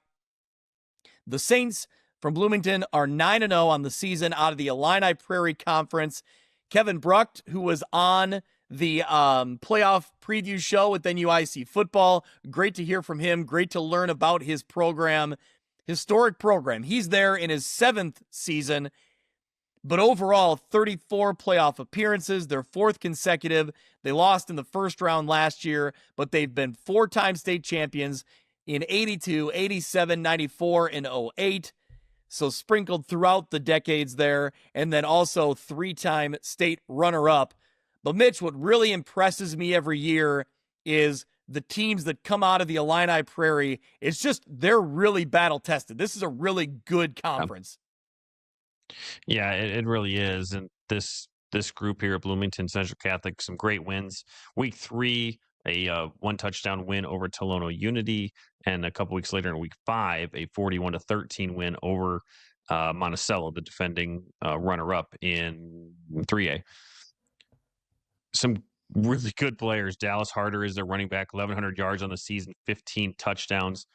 The rare quarterback outside linebacker combination with Matthew Brady, a junior quarterback, dynamic athlete, 4 D1 offers already, and Nate Robers, sorry to Nate, the number 2 ranked tight end in Illinois. So this is a very, very loaded Bloomington Central Catholic team. Yeah, like you mentioned, college-type talent all over the roster. Really good, solid team all the way around. 47 points per game, so going to be a big test for this Princeton Princeton defense. And when you start looking around this program under head coach Kevin Brucht, he took over the program that was 0-9 in 2018. Since then, they won 3 wins. They only had 1 win in that COVID spring. Then they had 4 wins, 7 wins, 11 wins. They were undefeated regular season in 2023. They made a playoff appearance last year, but they were one and done. But I think overall, it's a program that's slowly on the rise, and it feels like this is a year for them to really, show what they have and really prove something. Absolutely. And so for Princeton, they're playing with some momentum too. It looks like they're finally playing back to Princeton football. Really been impressed with what they've been doing recently. So it's going to take their best effort of the year, I think, truthfully, because this Bloomington Central Catholic team, like we mentioned, is just loaded everywhere you look. So looking forward to this game Saturday at 1:00 there in Bloomington. And again, it's a tough draw for Princeton, but it's not out of the question that they can play well. They're playoff tested. They've been in big games in the playoff against teams that might look on paper that they would overmatch Princeton. So, I think if Coach Pearson and the group can just stay focused and lock in, they're going to have a shot here. Yeah. You go back to the beginning of the season, and Coach Pearson said this was a Princeton team that was really playing with a chip on their shoulder, really playing with something to prove. And I think, man, this is unfamiliar territory for them to go on the road. Recently, they've hosted that first-round home game. So I think for them, you want to prove something. This is a big opportunity, right? A great opponent, but a great opportunity. I think I'm excited to see what Casey Etheridge could do and, what this team, because they've been getting better, right? I think they're figuring things out as the year goes along. I really like the way that Coach Pearson coaches up this team, has them ready to go. So good luck to the Tigers. It's a challenge, but I'm excited to see what they can do in that matchup. So, Mitch, we talked about the potential down-the-road matchups here. How about Monmouth-Roseville, the 5 seed, hosting number 12 seed Manteno. So the Panthers out of Manteno, 6-3, out of the Illinois Central 8. RJ Haynes in his 21st season coaching there. 11th overall appearance, 2nd consecutive appearance, and it's all of their playoff appearances have been with Coach Haynes. Coach Haynes. So really, impressive job that he's done here. Their signature win this year, I would say, is probably the Week 7 35-13 over Gibson City Melvin Sibley. So a 1A school, but a playoff team there in GCMS. Players to watch: Connor Herod, a quarterback, a dual threat. Nick Honkis at running back. So overall, Mitch, this Manteno team has played really good football. But when they ran into 2 heavy hitters in Wilmington and Coal City, weeks 5 and 6, they were outscored 106-0. So they really struggled against that top tier talent. A lot of teams would do that, but it's worth pointing out. Yeah, and they had to scratch and claw their way to get in. 3 straight wins to close out the regular season, gets them into the playoffs. But unfortunately for the Panthers, they've got a Titan group that is coming off of a very impressive win against Newman there in Week 9, and really just an incredible season there for the Mississippi champs and Jeremy Adolphson's group. So I expect that this won't be anything that they're not prepared for. I think that the rushing attack that Monmouth-Roseville has been able to put together this year, sprinkling some throws here and there, I think they'll be ready for this. Should be a very fun atmosphere there, a Saturday at 5 p.m. So, but I think we're going to be talking about Monmouth-Roseville in the second round. Well, we talked about a little tease ahead there, Mitch, on where I'm going. I really like that Saturday, at 5 o'clock. That's the Jeremy Adolphson special. He talked about, he learned that years ago from Wilmington's head coach, and now he says a lot of his players, that's kind of what they're most comfortable with. They want to play that night game on a Saturday. I love it. Media loves it because guess what? There's a lot of games at 1 and 2 o'clock, but there's only about one at 5 o'clock or later. So I think, Mitch, it's time to make the big unveiling. I think my day is going to start in Farmington at 1 o'clock. Then we'll make that hour road trip after that game to Monmouth Roseville at a 5 o'clock kickoff. That could be a beautiful Saturday. Yeah, and you're going to be getting two really good games. Certainly, we'll talk about that Farmington EPC game here coming up. That could be the game of the first round in any of the classes that we cover. So glad to hear that you're heading to Farmington, and then getting that late afternoon cap there at Monmouth Roseville should be great. Two great games that you're going to catch. So if I'm leaving Monmouth by like 8 o'clock, I may not be home until about 9-ish or a little later. So let's just say the instant reacts is going to start at 9:30. I think that's the safest bet here. It's fair. Okay. All right. Well, should we keep moving along in the bracket? We have a few more teams here. Byron, the number 2 seed, hosting Big Northern Conference rival in Oregon at the 15 seed 5-4. That game Friday, 7:15.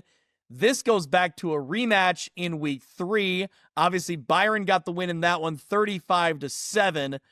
I'm interested to see how this Hawks team battles back, because I was a little surprised about the outcome last week against Dwight. Yeah, for sure.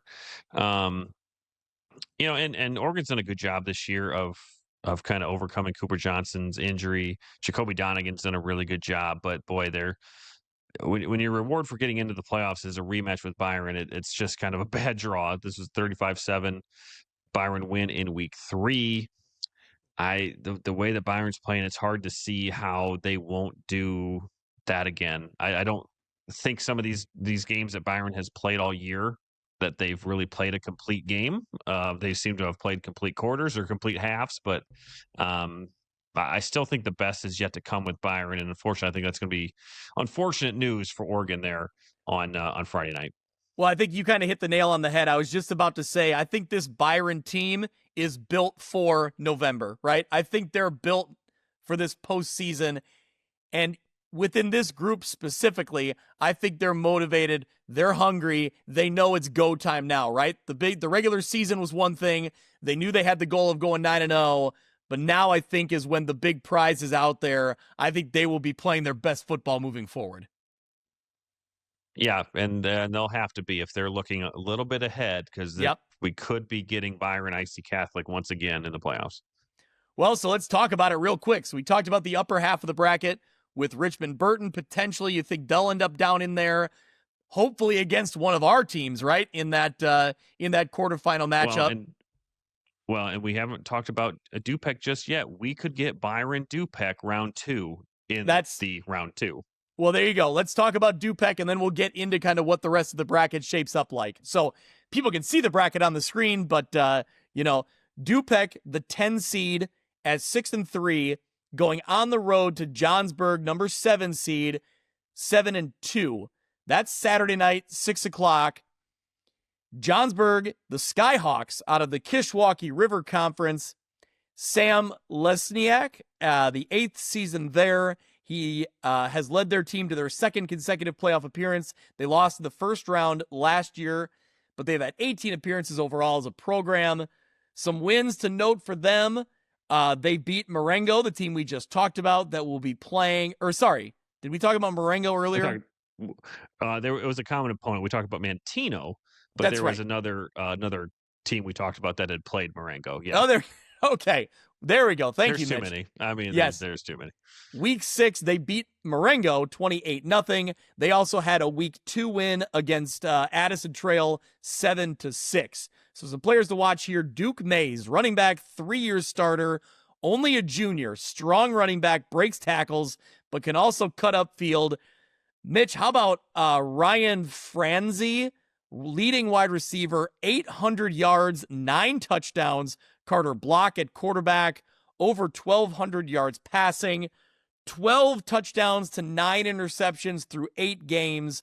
Did you get some look at them on film? Yeah, they run out of shotgun a lot. Certainly, they're trying to get the ball to Franz or Franzi. But, look at Carter Block's number is 1,200 yards, and 800 of them go to one player. So, and Duke Mays is a very good running back too. He's a 3-year starter, strong back. He can break tackles. He can cut up the field. So,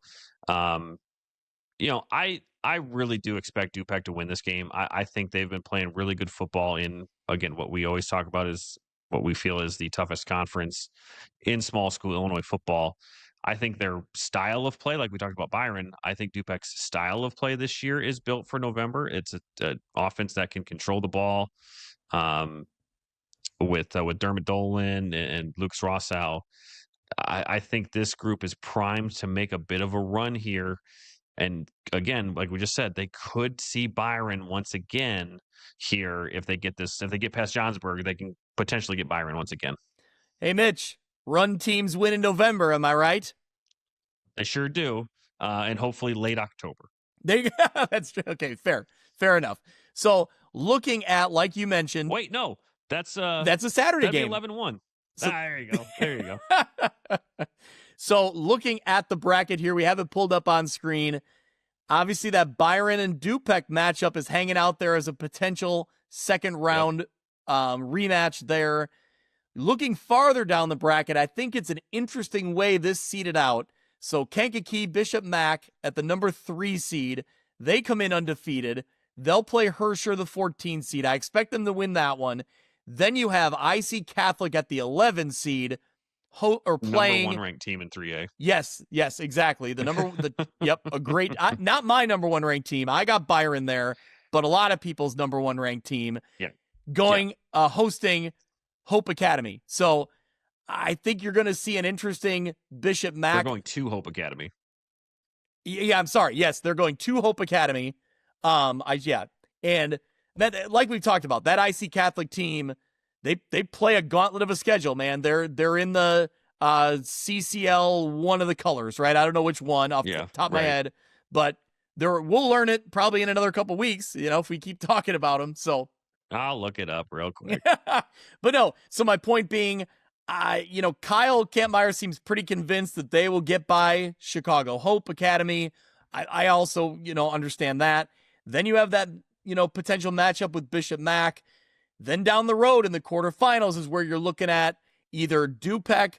I think more likely you're looking at Byron down there in that quarterfinal rematch against IC Catholic. That's what everybody around the state wants, I think. So they play in the CCL Green, which I think is the toughest of all of them because it's got Nazareth, IC Catholic, Wheaton St. Francis, and St. Rita.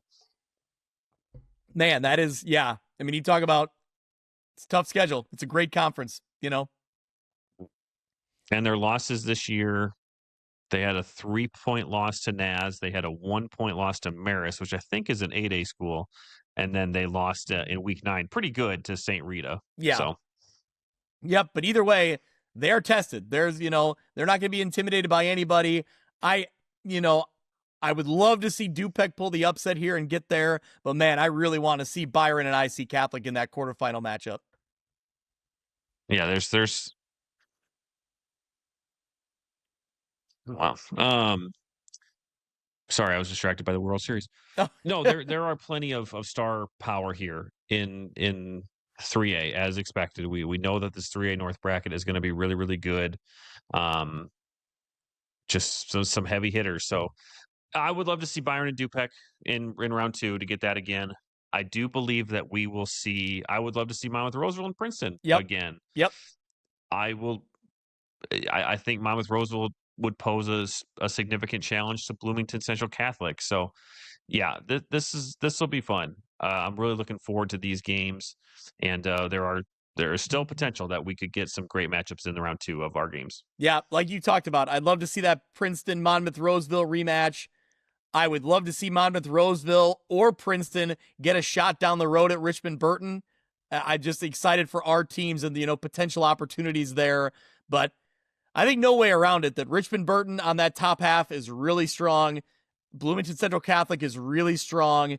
And then down to the bottom half, you have Byron and IC Catholic at that 11 seed. I think that, those are some of the heavy hitters. I would love to see Monmouth Roseville make a run in there, like we talked about, and have our local teams have some success. So we'll see how it plays out. All right, Mitch, let's dive into 2A, the number 1 seed in Class 2A. And actually, while we get into 2A, let's pull up Kyle Kampmeyer's brackets, because his brackets, they look amazing. But we'll talk about, Mitch, tell us about Rock Ridge, number 1 seed, 9-0, hosting Illini West, the 16 seed, 5-4, and I'll pull up the bracket for us. Yeah, well, a great matchup of two of our teams. Certainly, Rock Ridge coming out of the track as the Rock champions, and Illini West making another late season run to get in the playoffs like they did last year. So, this should be a great game. It's Saturday at 1:00 there in Rock Ridge. That atmosphere will be absolutely on fire. We talked on the playoff preview show that we are very high on Rock Ridge. We think this is a team that is built to make a significant run here in the 2A playoffs. I think they have a favorable draw. I think it's a tough draw for Illini West here, but should be a great game. Two traditional powers. If you go back to the Carthage Blue Boys days, right? So yeah, I do expect Rock Ridge to win this game just because I think that their offense is built to beat you in multiple ways. Their defense is not allowing opposing teams to really get much going. So I do expect Rock Ridge to get the win here and move on to the second round. Yeah. Did you see, I didn't know this all year long, and head coach Toby Vallis referenced it in an interview with Ty Taylor, and I thought he was exaggerating. I thought he was kidding. Illini West has a kid on their roster listed at 6'8", 400 pounds, Mitch. That'll get it done. Yeah, that is a lineman clearing some space. You'll know exactly who that is when you see him on the sideline.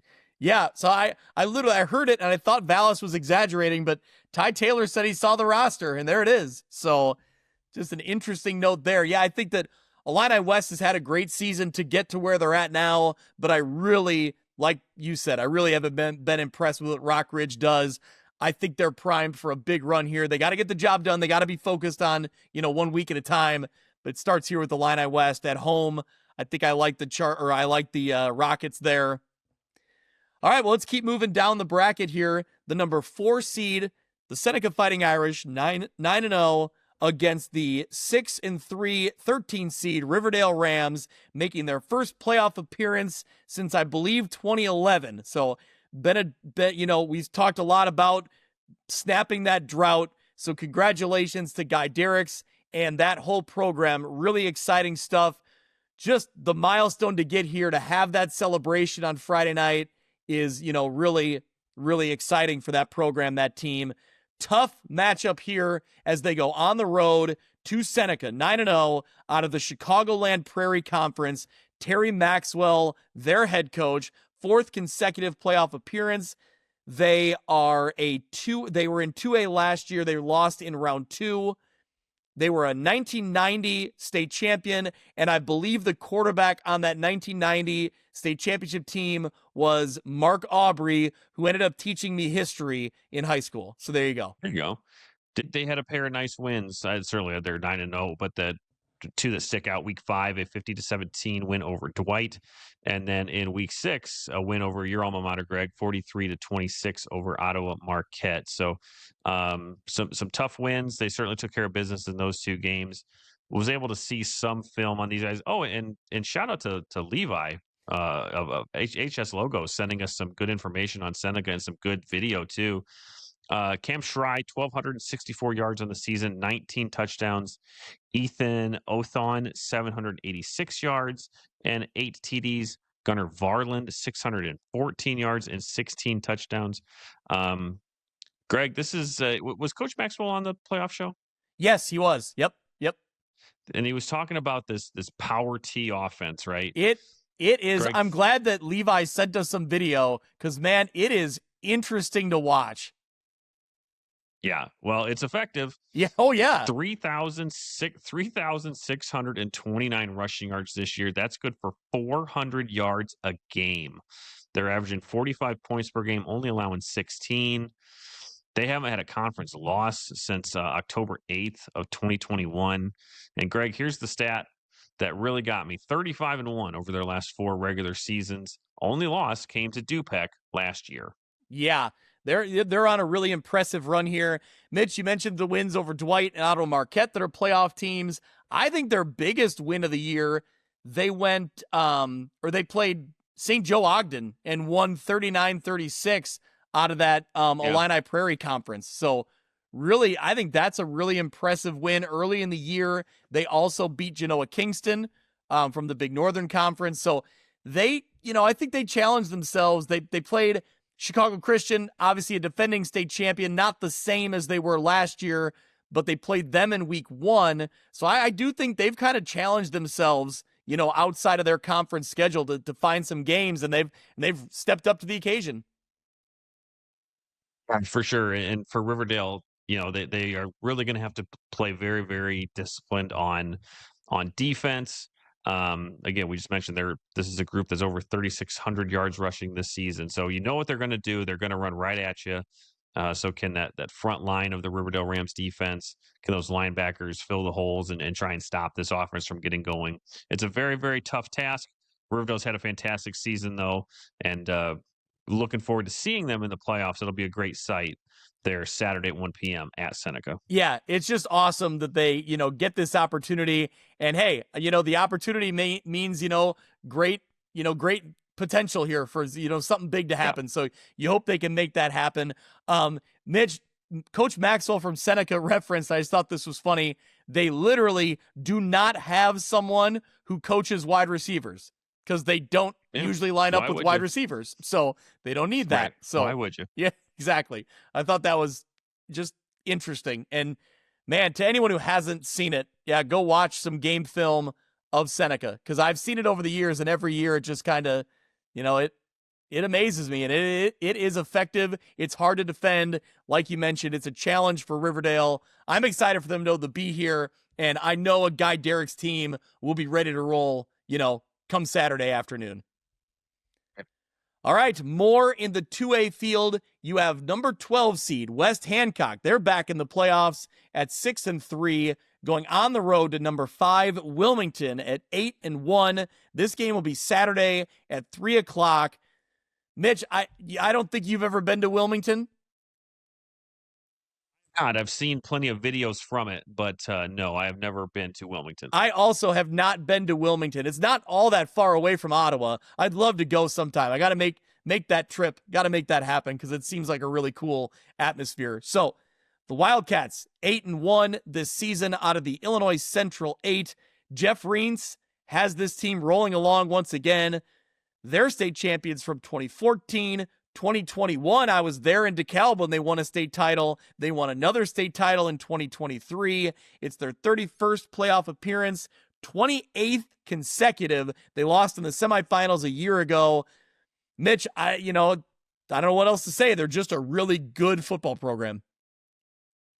Yeah, a team that we were watching to see if they would stay in 2A or if they would bump up to 3A. So they are sitting here in 2A. It's a real tough draw for Coach Dorothy and West Hancock because this is a Wilmington group that I think is going to be the most legit contender to Rock Ridge in this bracket. They beat that Coal City team we just talked about in 4A. They beat playoff teams Herscher and Marengo by a combined 198-7 in back-to-back weeks this year.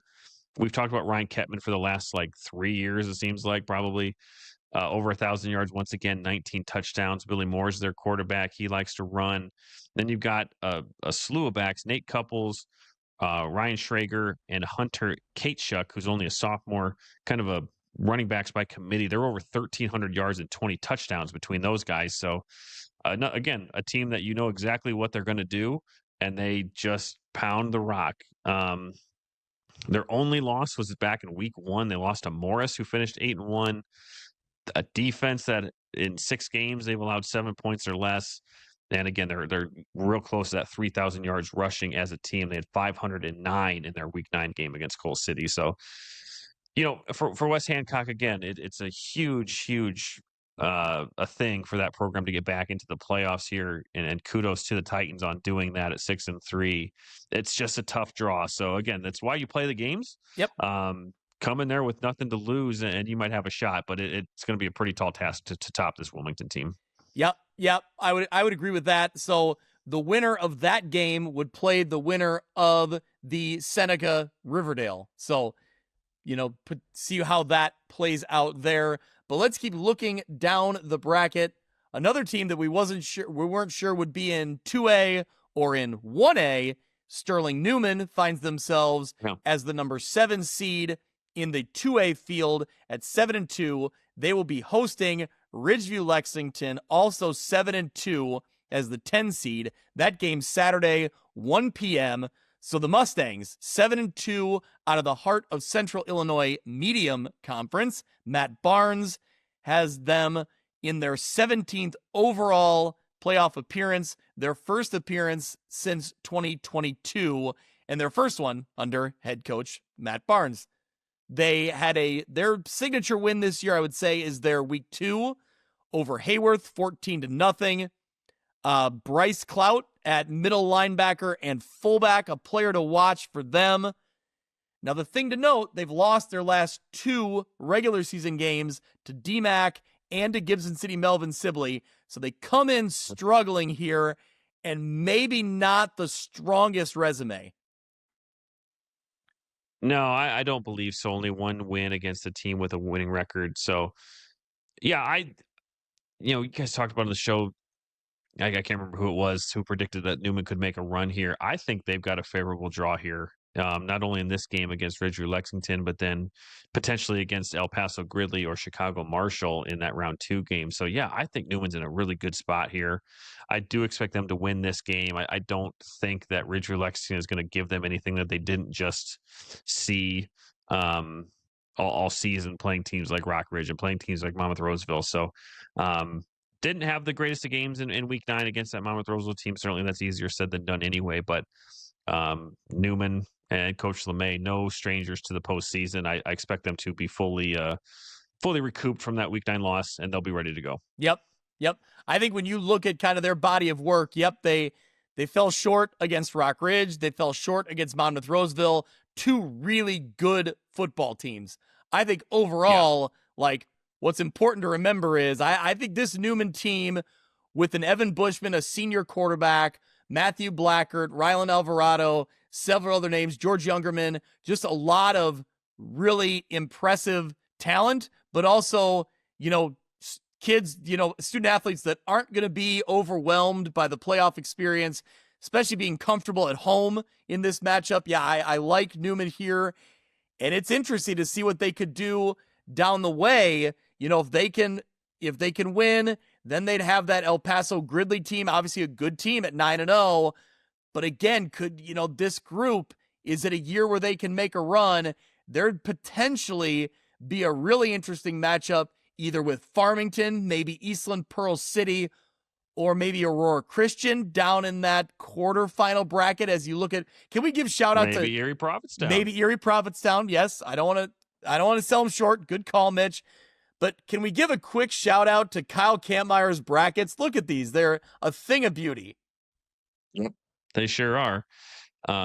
Great graphic design work there, Kyle. So, and I'm sure they're accurate. I can't see the font there. So yeah. I'm just going to assume that they're completely accurate. So yeah, congratulations to Kyle on putting a fantastic bracket here. So, and hey, look, even going back further to the projections, not a perfect science. Kyle and Seuss were pretty darn close. There were a lot of matchups that they predicted that did come to fruition. So again, I don't understand that process whatsoever, but they were pretty close on a lot of these. Shout out to Kyle, because behind the scenes when we were getting the graphics prepped and he had them with his projections already mocked up, right? The graphic was made and I said, all right, let's double check. We got the bracket released. Let's double check your work. I think over all 3 brackets, all 4, when you count 8A or 8-man, out of all 4 brackets, I think he had 2 games that were mismatched. That's it. Wow. So very, very impressive. So, all right, well, a couple more games here in 2A. Like we talked about, the bottom part of that bracket, Eastland Pearl City, the 14 seed at 5-4 at the number 3 seed Farmington at 9-0, Saturday at 1:00. Mitch, we already teased it as that I think is going to be my starting point. I'm really interested in this matchup, and it pairs really nicely with a 5:00 kick out there in Monmouth, so we can make that one a doubleheader. And it's a great matchup, maybe one of the most intriguing of the teams from our area kind of crossing over, playing other conferences. I think it's good enough to be our game of the week. We're going to look ahead instead of looking in the past for our game of the week. Our View from the West game of the week, sponsored by Nate Neighbor of Modern Woodmen of America. From protection to saving to retirement, Nate Neighbor, call him today to put together your financial game plan. He's always a phone call away, 309-233-2656. Modern Woodmen, touching lives, securing futures. So there you go. What do you think, Mitch? Let's break this game down. Eastland Pearl City, 5-4. They're the 14th seed. But Toby Vallis came right out and said it. He thinks it's the toughest round one opponent of all these matchups. Yeah, I think so too. This is one that we potentially or we did see that could potentially happen as the brackets were projecting to come in, and Kyle had this one staked out early. Yeah, this is a tough draw for both teams, really. And I think it's very much the game of the week, preemptively. And this is what you want. This is a chance for the LLC to prove that their best can go toe to toe with anyone. I've been high on Farmington. I don't think they get the credit that they necessarily should. The CPC group is really good. There is no question about that.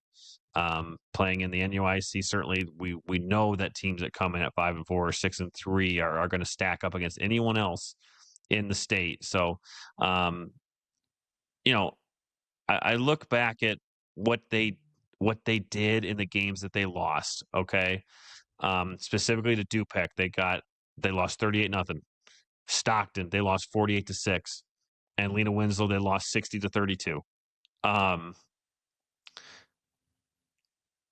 Those are three great teams. There's no question those are three great teams. But you know what? So is Farmington. Yep. Farmington's a really good group. And for all the chatter of, well, what would EPC do in the LLC? Well, what would Farmington do in the NUIC?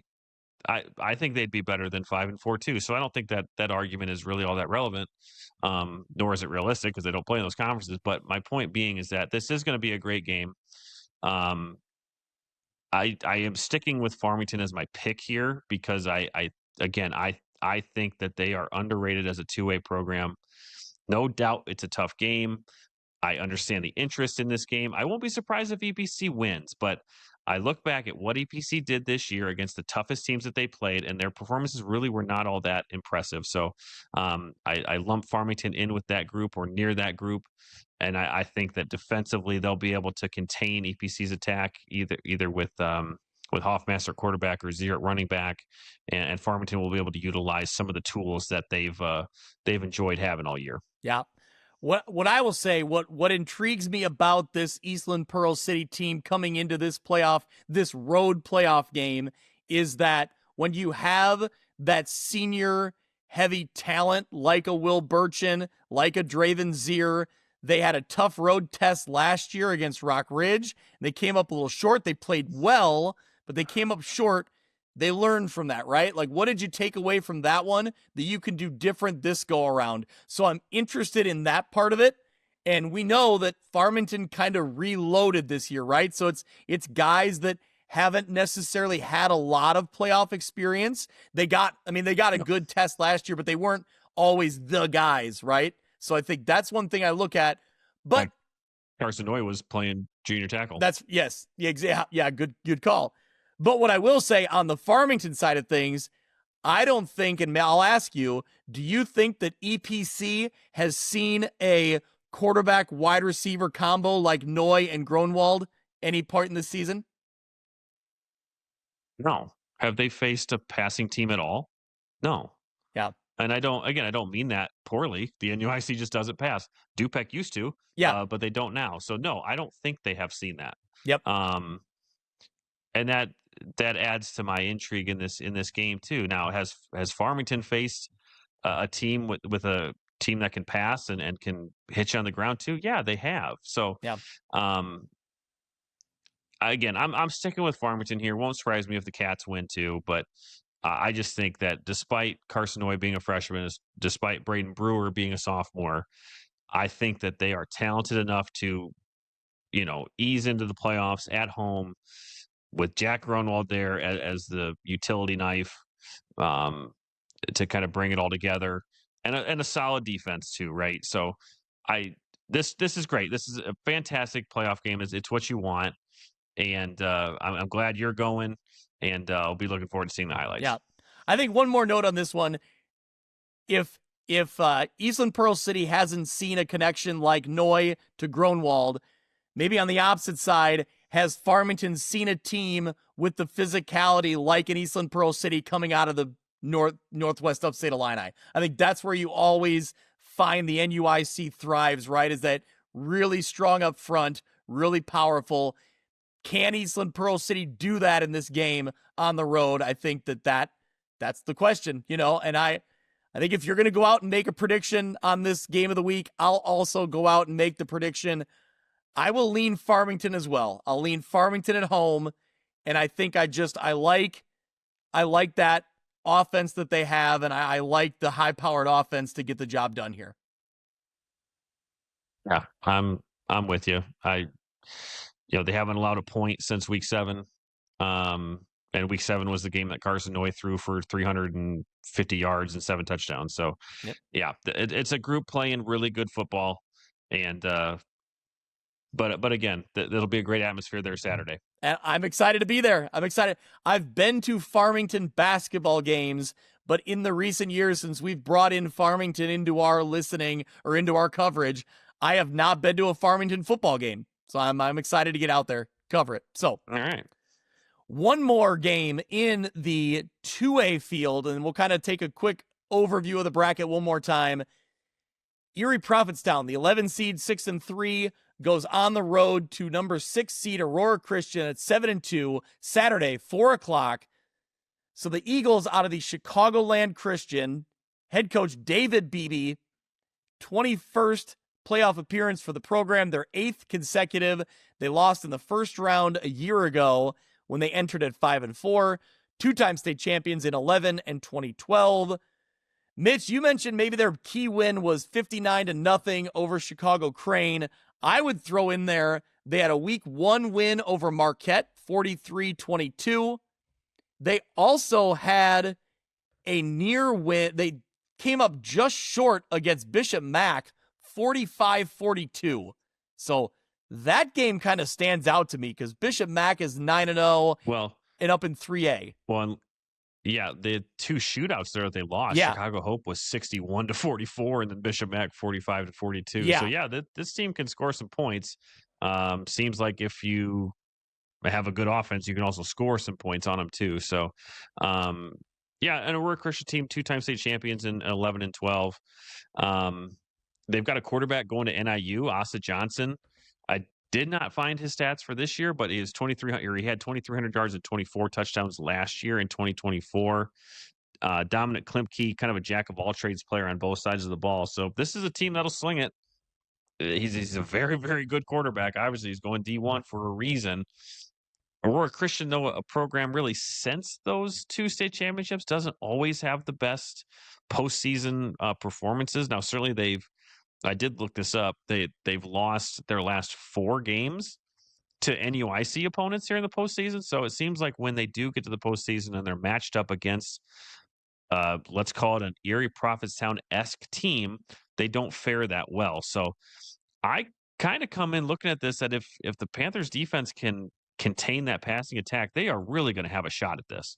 Yeah, I mean, you look at, Keegan Winkler leading the way. If he can keep that Aurora Christian defense off balance, I think there's, interesting, potential there. But yeah, and look, they're coming off of a limping loss against Princeton, a 48-0 loss, right? That I don't think any of us really saw coming.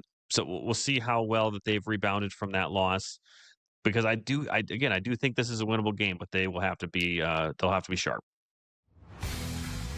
This episode of View from the West podcast is brought to you by Simulation Sports. In addition to golf simulators and batting cages, Simulation Sports provides golf club repair, custom fittings for driver shafts, and even private lessons for golf, baseball, and softball. Whether you're looking for a fun group activity or want to fine-tune your skills and equipment, Simulation Sports has something for everyone. Visit their facility at 400 South Main Street in Monmouth, Illinois, or go to thesimulationsports.com to start playing today.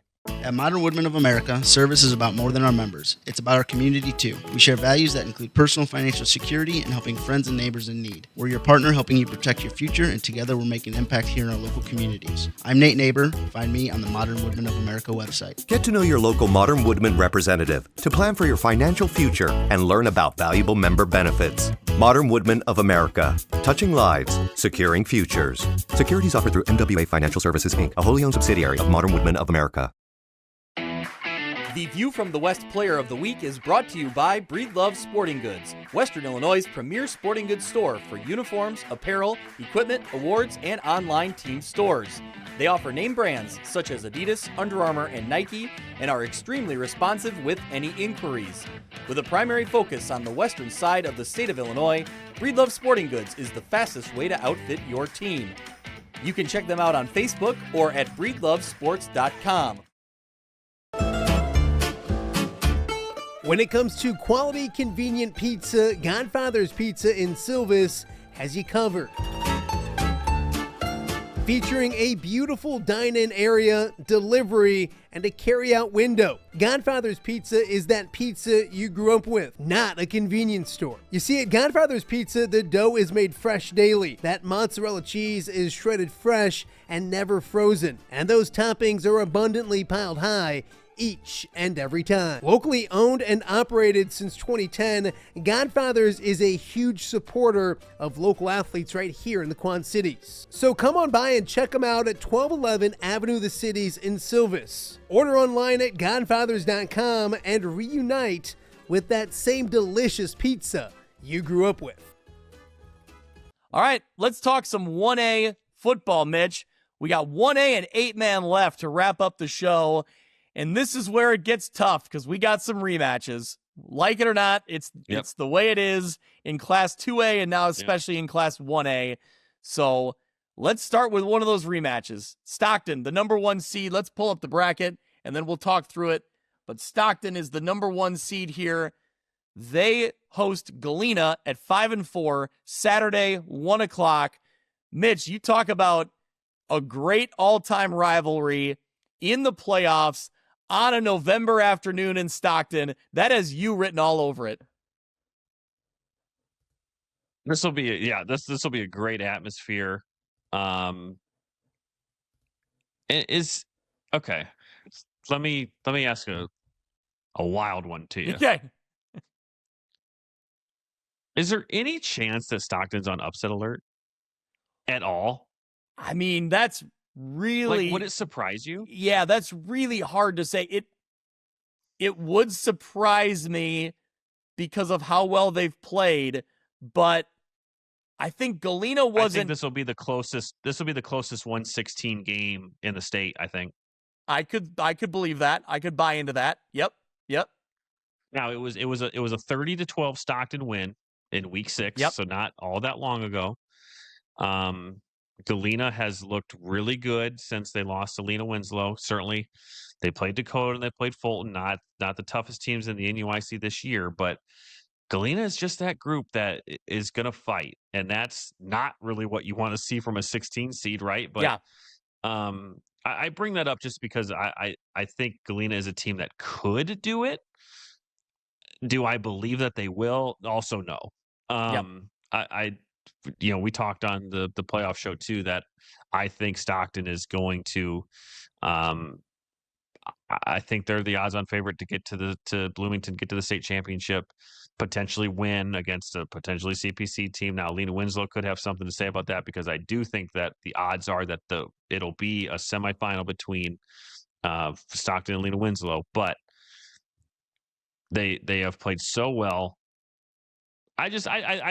If I was Stockton, if I was Coach Downey, I would rather see somebody else other than Galena, I guess is my point. Well, it's interesting, okay, because I feel like a lot of people, when we saw this bracket come out, and we thought, oh man, that is such a disappointing draw for Galena, right? That's a 5-4 team that could beat a lot of teams in this playoff field, and they got to play Stockton. On the opposite side, though, you say that's a really hard draw for Stockton because you've got to beat a really good Galena team twice in a year. So I think it works both ways. And when you're talking about this Galena team and Roman Romer, Gus Knack, and Durantis, and a couple other names in there that we've been really impressed with this year, if they can put it all together, they got to play a great football game against a really strong Sean Downey team. But you're right. I don't think it's not impossible for this to happen, clearly, because they played them competitive in the regular season. Yeah, it was Stockton's second closest game of the season. Certainly the Dupec win, 18-14, was the closest, but only an 18-point win. They were held to their second lowest offensive output of the year, and this was their second closest game. So again, maybe I'll retract my question of it being an upset alert, because I don't think Stockton will lose. But my point again being that they would much rather see somebody else in round one. Yeah. I think when we talked on the bracket show with Kyle and the gang there, they agreed that when you start looking down that bracket, that they feel like it's a pretty good draw overall for Stockton, but that you got to get past this one with Galena. So it's a tough task to start. Like you said, it's a really challenging 16 team that you're going, number 16 seed that you're going up against. But this is what Stockton's built for. This is what they've been gunning. They've been running for this all year long. They're deep.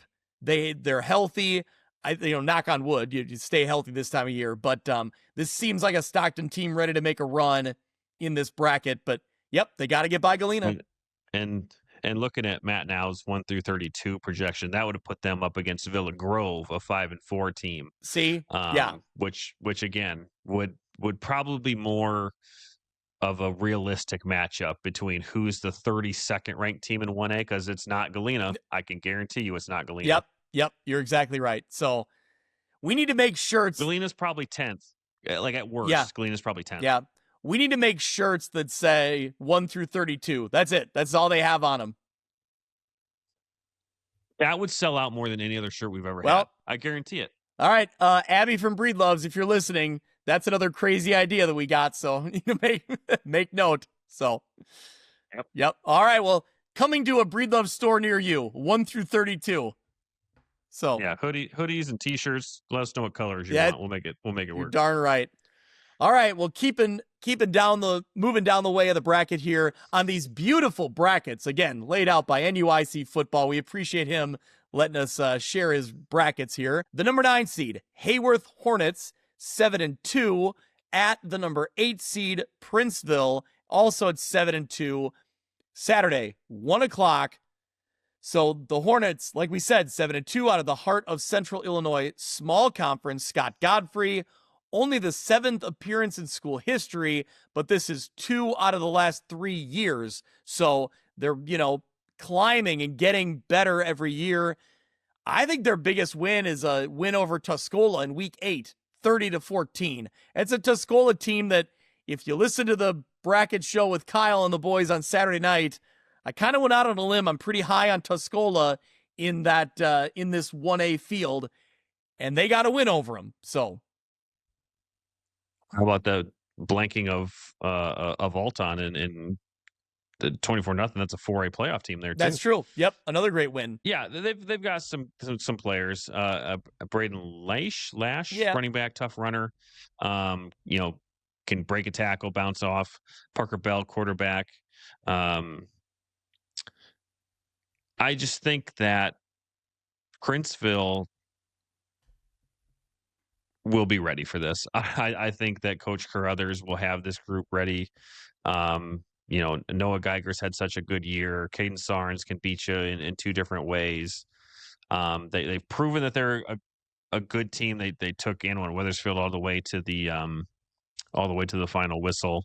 Their defense is only allowing like 15 points a game. So, Princeville, we talked about Galena. I think Princeville coming in at the 8 seed is a bit too low for Princeville. So I expect them to win here, and they'll move on for a great game against Princeton in round 2. Yeah. I like what the Princes, Caden Sarns, what they're doing there. But I will say that of all of the 8-9 matchups or the matchups with teams with similar records, I think this might be one of the best games. You know, we talked about that Farmington Eastland Pearl City in 2A. This one in 1A could be a really good game down to the wire. Yeah, and another chance for the LLC to prove, some of the doubters wrong. Yeah, that they play good football in that conference. Yeah. Mitch, before we move on, let's share the screen. Can we talk about the Hayworth Hornet? Check that guy out. It's a little different look than some of the other Hornet mascots or bee logos that you see. I like that one. Yeah, I'm in on that too. It looks pretty aggressive. It's good. And I will say on top of that, I was watching some of their game film, and they have a black end zone with Hornets written in red, and they have the little like bee combs in the end zone. Oh, that's unique. Yeah, so it's pretty cool. It's maybe a nod to your St. Ambrose Fighting Bees there, Mitch. Good, so it's like a honeycomb type of deal? Exactly. In the background with Hornets written over it. Yep. Nice. Yeah. Yeah, now I need to look that up. Yeah, it looks cool. All right. Knoxville, the number 13 seed, 5-4, at number 4 seed Clifton Central at 8-1, Saturday, 4 p.m. Let's get that bracket back pulled up so everybody can see what we're talking about here. Where is it at? There it is. So Clifton Central, the Comets, at 8-1 out of the Vermilion Valley Conference. Jeff Perzee leading the Comets in his first year as head coach. 31 playoff appearances for the program. They've hovered around 4 to 6 wins the past few seasons, but overall, this is one of those programs that consistently finds themselves in the playoffs, playing really good football this year in particular. They beat BHRA in week 1. That was a 34-13 win, and then followed that up in week 4 with an impressive win against Oakwood. That was 35-21. So, this group will spread the ball out. They'll spread the ball out through the air with a good mix of wide receivers. Brady Scholl is their quarterback, 5 really good receivers. Defensively, Brody O'Connor on the defensive end. He's a 4-year starter. Got a good linebacker there in Evan Cox. So yeah, this is a really, really good group. They've got a good listing of sophomores and freshmen that play on this roster as well. So they'll get some great experience here playing in the playoffs. So, Knoxville in the playoffs in Marty Turner's first year. So great to see the Blue Bullets back in the fold here. But this Clifton Central team is impressive. I'm looking forward to seeing this game play out. Yeah, I like. I'm interested in what I'm seeing here with this Clifton Central team. They're a team that I've always kind of had on my radar when we make our weekly rankings every week, and I think that this particular offense could pose a challenge for Knoxville. When you start looking around at when they played Farmington, when they played Macomb this year, teams that might be able to pass the ball a little bit more often, similar to what Clifton Central is going to do, and Knoxville struggled in those games, right? So I think this does pose a challenge for Knoxville. On the flip side, it's an opportunity here. Can Knoxville kind of, get themselves rolling in the right direction? They're coming off a big win over Stark County in week 9. So can they get themselves, keep that positive momentum rolling? But it is a tough task, I would say, in this one. Yeah, for sure. All right. The number 12 seed, the Dwight Trojans, 6-3, at the number 5 seed, Rushville Industry at 7-2, Saturday, 2 p.m. So the Dwight Trojans, 6-3, out of the Chicagoland Prairie Conference. Luke Standiford, their head coach, brings them back to the playoffs. This Dwight team, 9 playoff appearances in school history, but last year, when they beat Elmwood Brimfield, it was their first trip to the quarterfinals in program history. So that historic run to the quarters a year ago, and this Dwight Trojans team find themselves back in the playoffs. What's interesting to note is last year they were in the 2A field because they were in a co-op with Garner South Wilmington. They've now moved away from the co-op, so it's Dwight playing on their own, which their enrollment then puts them down in Class 1A. So a different look here for Dwight being in the 1A field. A team that I'm intrigued by. They got the win, like we talked about, 41-8 over Oregon in week 9, a game that kind of caught my attention. Yeah, they'll throw the ball around. They're good with kind of their play action and ball fakes. Colin Bashand can find the open wideouts. A couple of tough running backs here on the roster too. The resume, again, doesn't grab the attention all that much, but then you look at that Oregon win and you might think a little differently. But, I have really been impressed with Rushville Industry this year. The pair of running backs there in Ryan Reimolds and Sebastian Berteau, they're both close to being, they're close to having 2,000-yard rushers. Reimolds is the one that is over 1,000s, but just a balanced attack between those two guys for Rushville Industry. I think this is a tough matchup for Dwight because Rushville Industry is so effective in what they do. So looking forward to this one on Saturday at 2:00. I'm gonna bet on the Rockets to get this one to get it done against Dwight. Yeah, I think that for as much as I am impressed with what I saw on film, on game film with Dwight. They really did. Their quarterback has a pretty good touch on the ball. He can find some open receivers. So I think that part of it will be a test for Rushville Industry. But I think on the opposite side of things, this offense for Rushville Industry can really do some damage in a hurry. They can really get at you on the ground. And I think that this seems like a group with Reimolds and Berteau, like you've talked about, seems like a group that's been building for this type of team, right? I mean, we heard about this team, this program having success with these guys at the younger levels. Now it's playing out as seniors, as members of the varsity team. So I think this team is geared up. I think that atmosphere at Rushville Industry is going to be great on a Saturday afternoon for playoff football. I think it seems like they're ready to grab that playoff victory. Seems like, that team is trending in the right direction. So I would lean Rushville Industry on that one as well. So, all right, a couple more. Mitch, unfortunately, we're back to the rematches, my friend. We can't avoid them in Class 1A. The 15 seed Stark County at 5-4 at the number 2 seed Anawan Wethersfield 9-0. That'll be Saturday at 1:00. I tried to get Coach Tony Grip to put this game back in Anawan, but he said that's out of his control. So not sure we'll get that to happen, but either way, it's going to be a rematch of that game in week 6.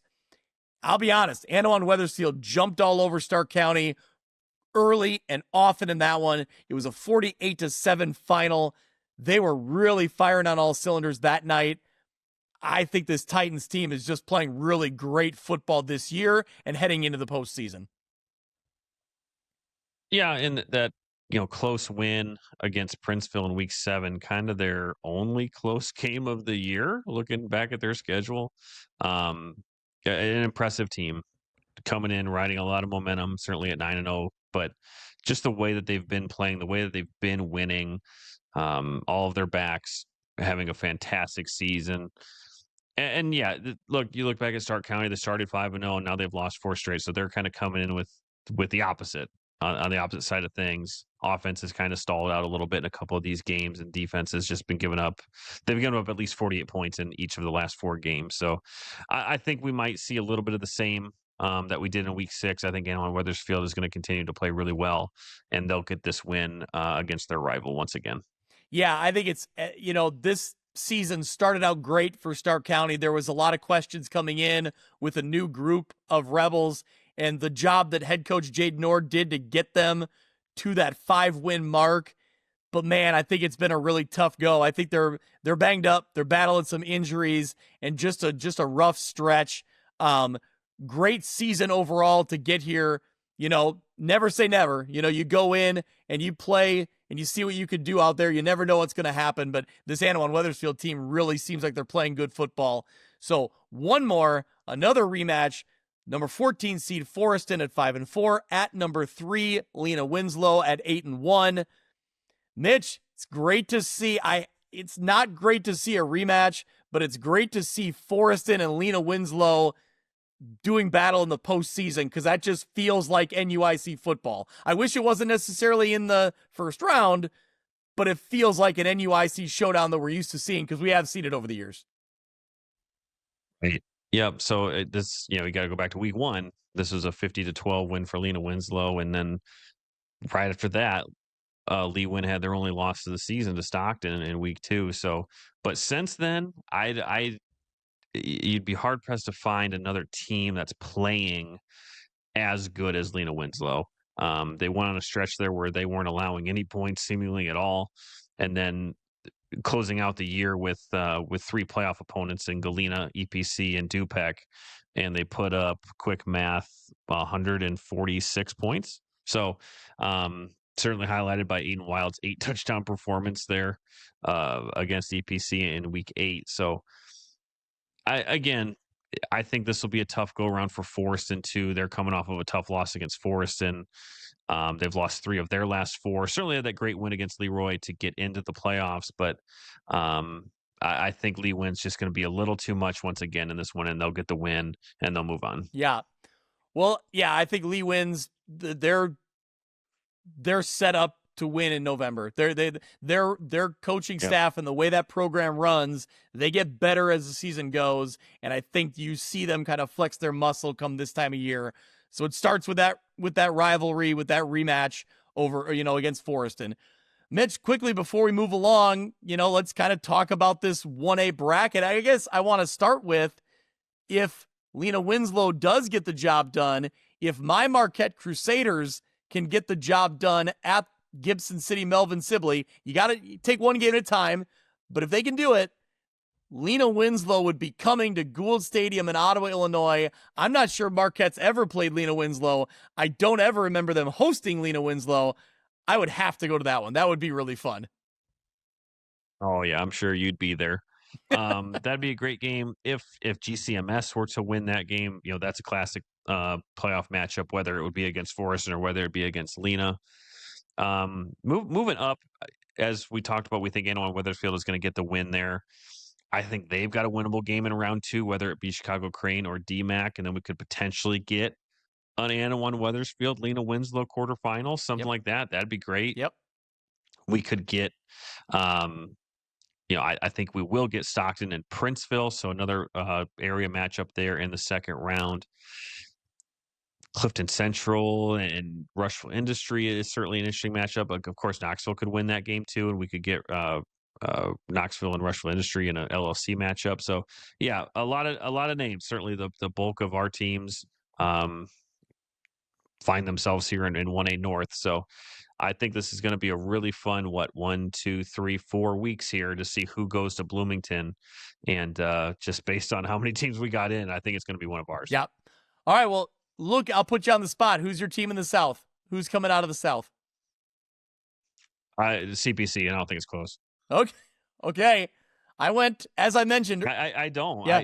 I truly don't. I've seen what their film, what they've been doing, and I just don't see who they lose to. I really don't.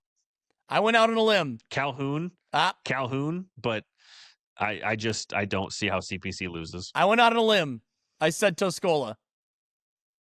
Okay. I think they're 7-2. Their resume speaks to, they've had some competitive losses. What a resume that would be. Tuscola to beat Nokomis, probably Casey Westfield. Yep.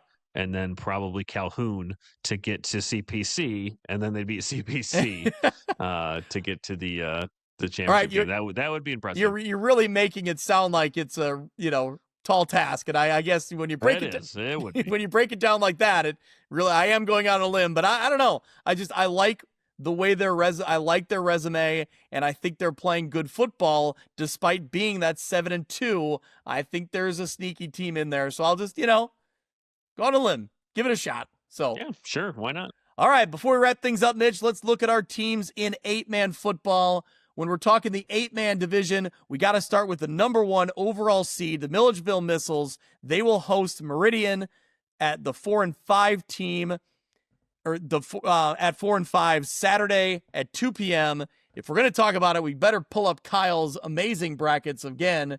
Thank you to Kyle Kampmeyer, NUIC Football. Let's get his brackets pulled up so we can see exactly what we're looking at. Milledgeville, the number 1 seed, like we said, I think that, when you look at this side of the bracket, I think Milledgeville's going to get the first round win. And I think there's a chance they make a big run here. I really like Milledgeville this time of year. Yeah, I think I had predicted that it'll be Milledgeville and Polo in a battle of the Blacktop for the state championship. And I still feel pretty good about that. I think Milledgeville is going to get the win here.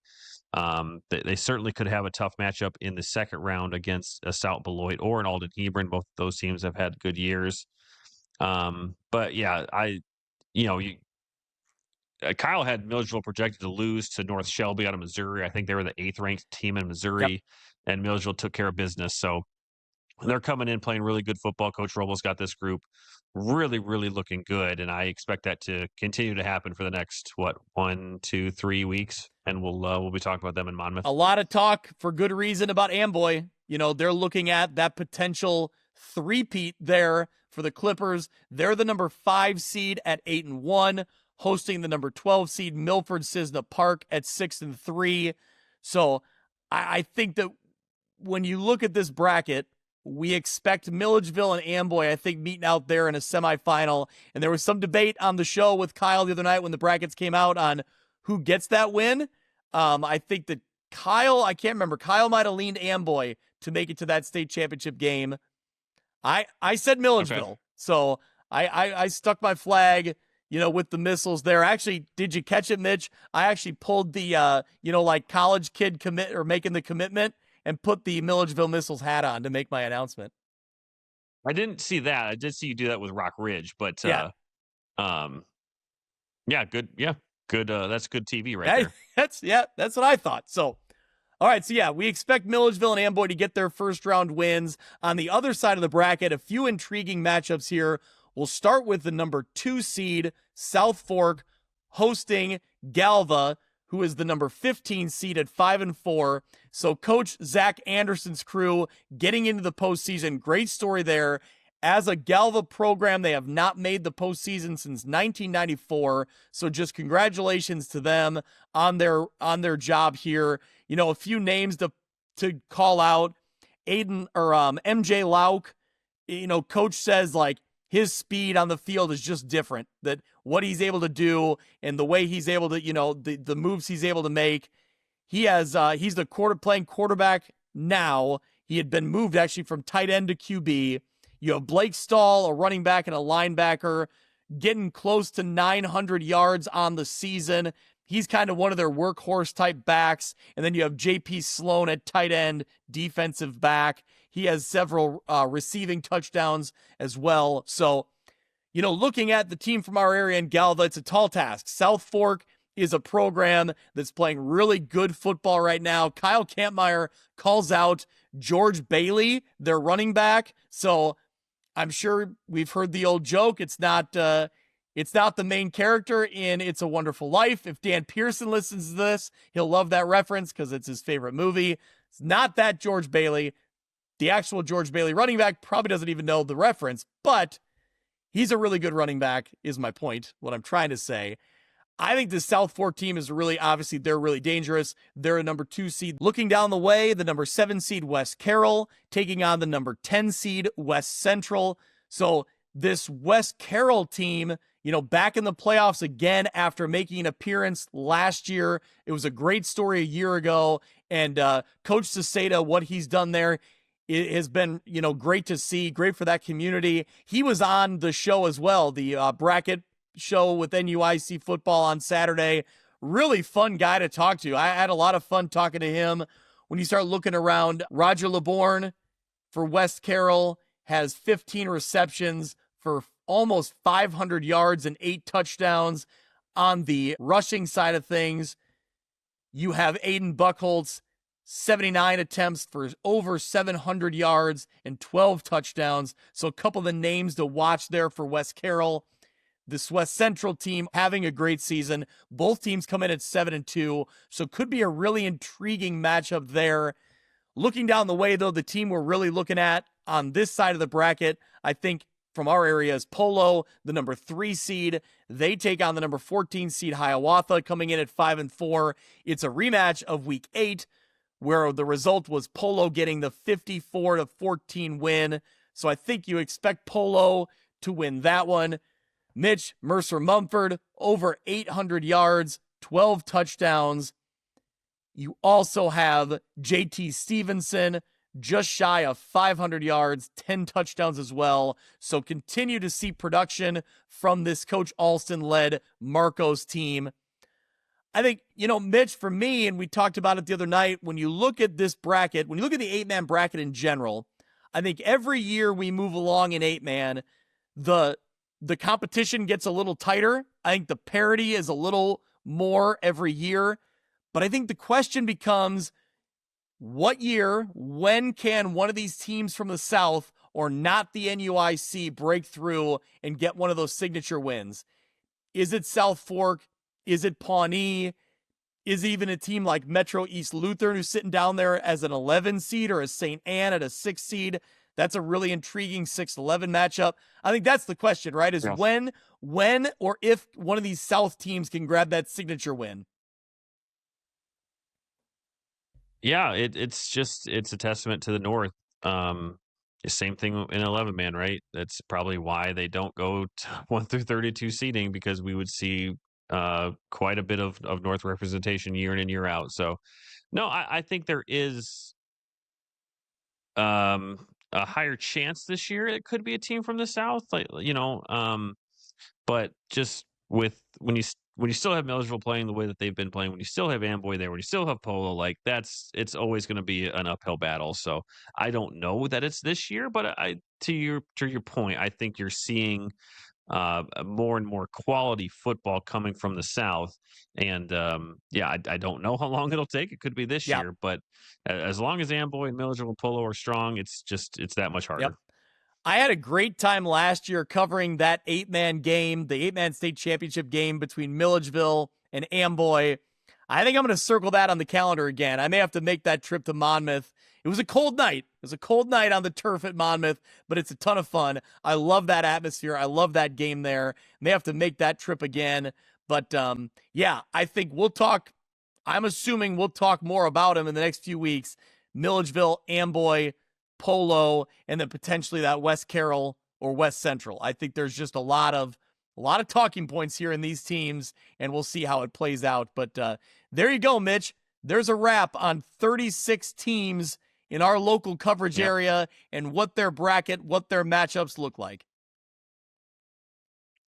Yeah, gauntlet of an episode there. So appreciate everyone if you're still with us listening in. I think it's 29 games altogether. I think when you factor in teams that are playing each other, our area teams that are playing each other. So I think it's 29 games. So yeah, this is going to be an exciting week. Cannot believe playoffs are here. It is the most wonderful time of the year. I'm glad that you're going to be out getting certainly what we think to be the best game, for the best first round game in the 2A bracket, probably the best first round game in our area. And then moving on to Monmouth Roseville, which I expect that to be a good game in 3A. So, the View from the West Ball Hawks will be out in full force. I feel it. I think we'll have good representation at probably every single one of these games. So the coverage will be just as good as it has been all regular season. And but we'll see who moves on, because I think there's a lot of intriguing games here. I think some that we might even think are easy wins might be losses. So it's just that it's just the playoffs, man. It's the magic of the playoffs, and that's why you play the games, and that's why these teams are here. So looking forward to seeing it. Looking forward to seeing 5 or 6 games on Friday, at least in our area, 5 or 6 games on Friday, and then kind of as a teaser to a full slate of Saturday games. Yep, no doubt about it. You mentioned it being the most wonderful time of the year. That's a good tease, Mitch, because coming up on social media, good plug for our Instagram That's account. right. Go out on Instagram. I'd say sooner than later. I can't promise what day it's going to come out, but I would say by the time you're listening to this, keep an eye on our Instagram. Follow along if you're not already, but the most wonderful time of the year. That's a little tease to what's going to come on Instagram. But, of course, we thank everyone who listens. We thank everyone who follows along. Subscribe on YouTube, of course. Follow along on X. Follow along on Instagram. it's going to be a fun ride through the month of November, and, I can't wait to get it started. If you see me out walking the sideline in Farmington or in Monmouth, hey, give me a shout. We got koozies. We got some stickers to hand out, so let me know if you listen. Buy this man a pork chop, would you? Actually, you know what's great, Mitch, is now that my son comes with me on some games, I can send him up to the concession stand and make the pork chop run while I'm still shooting video, so...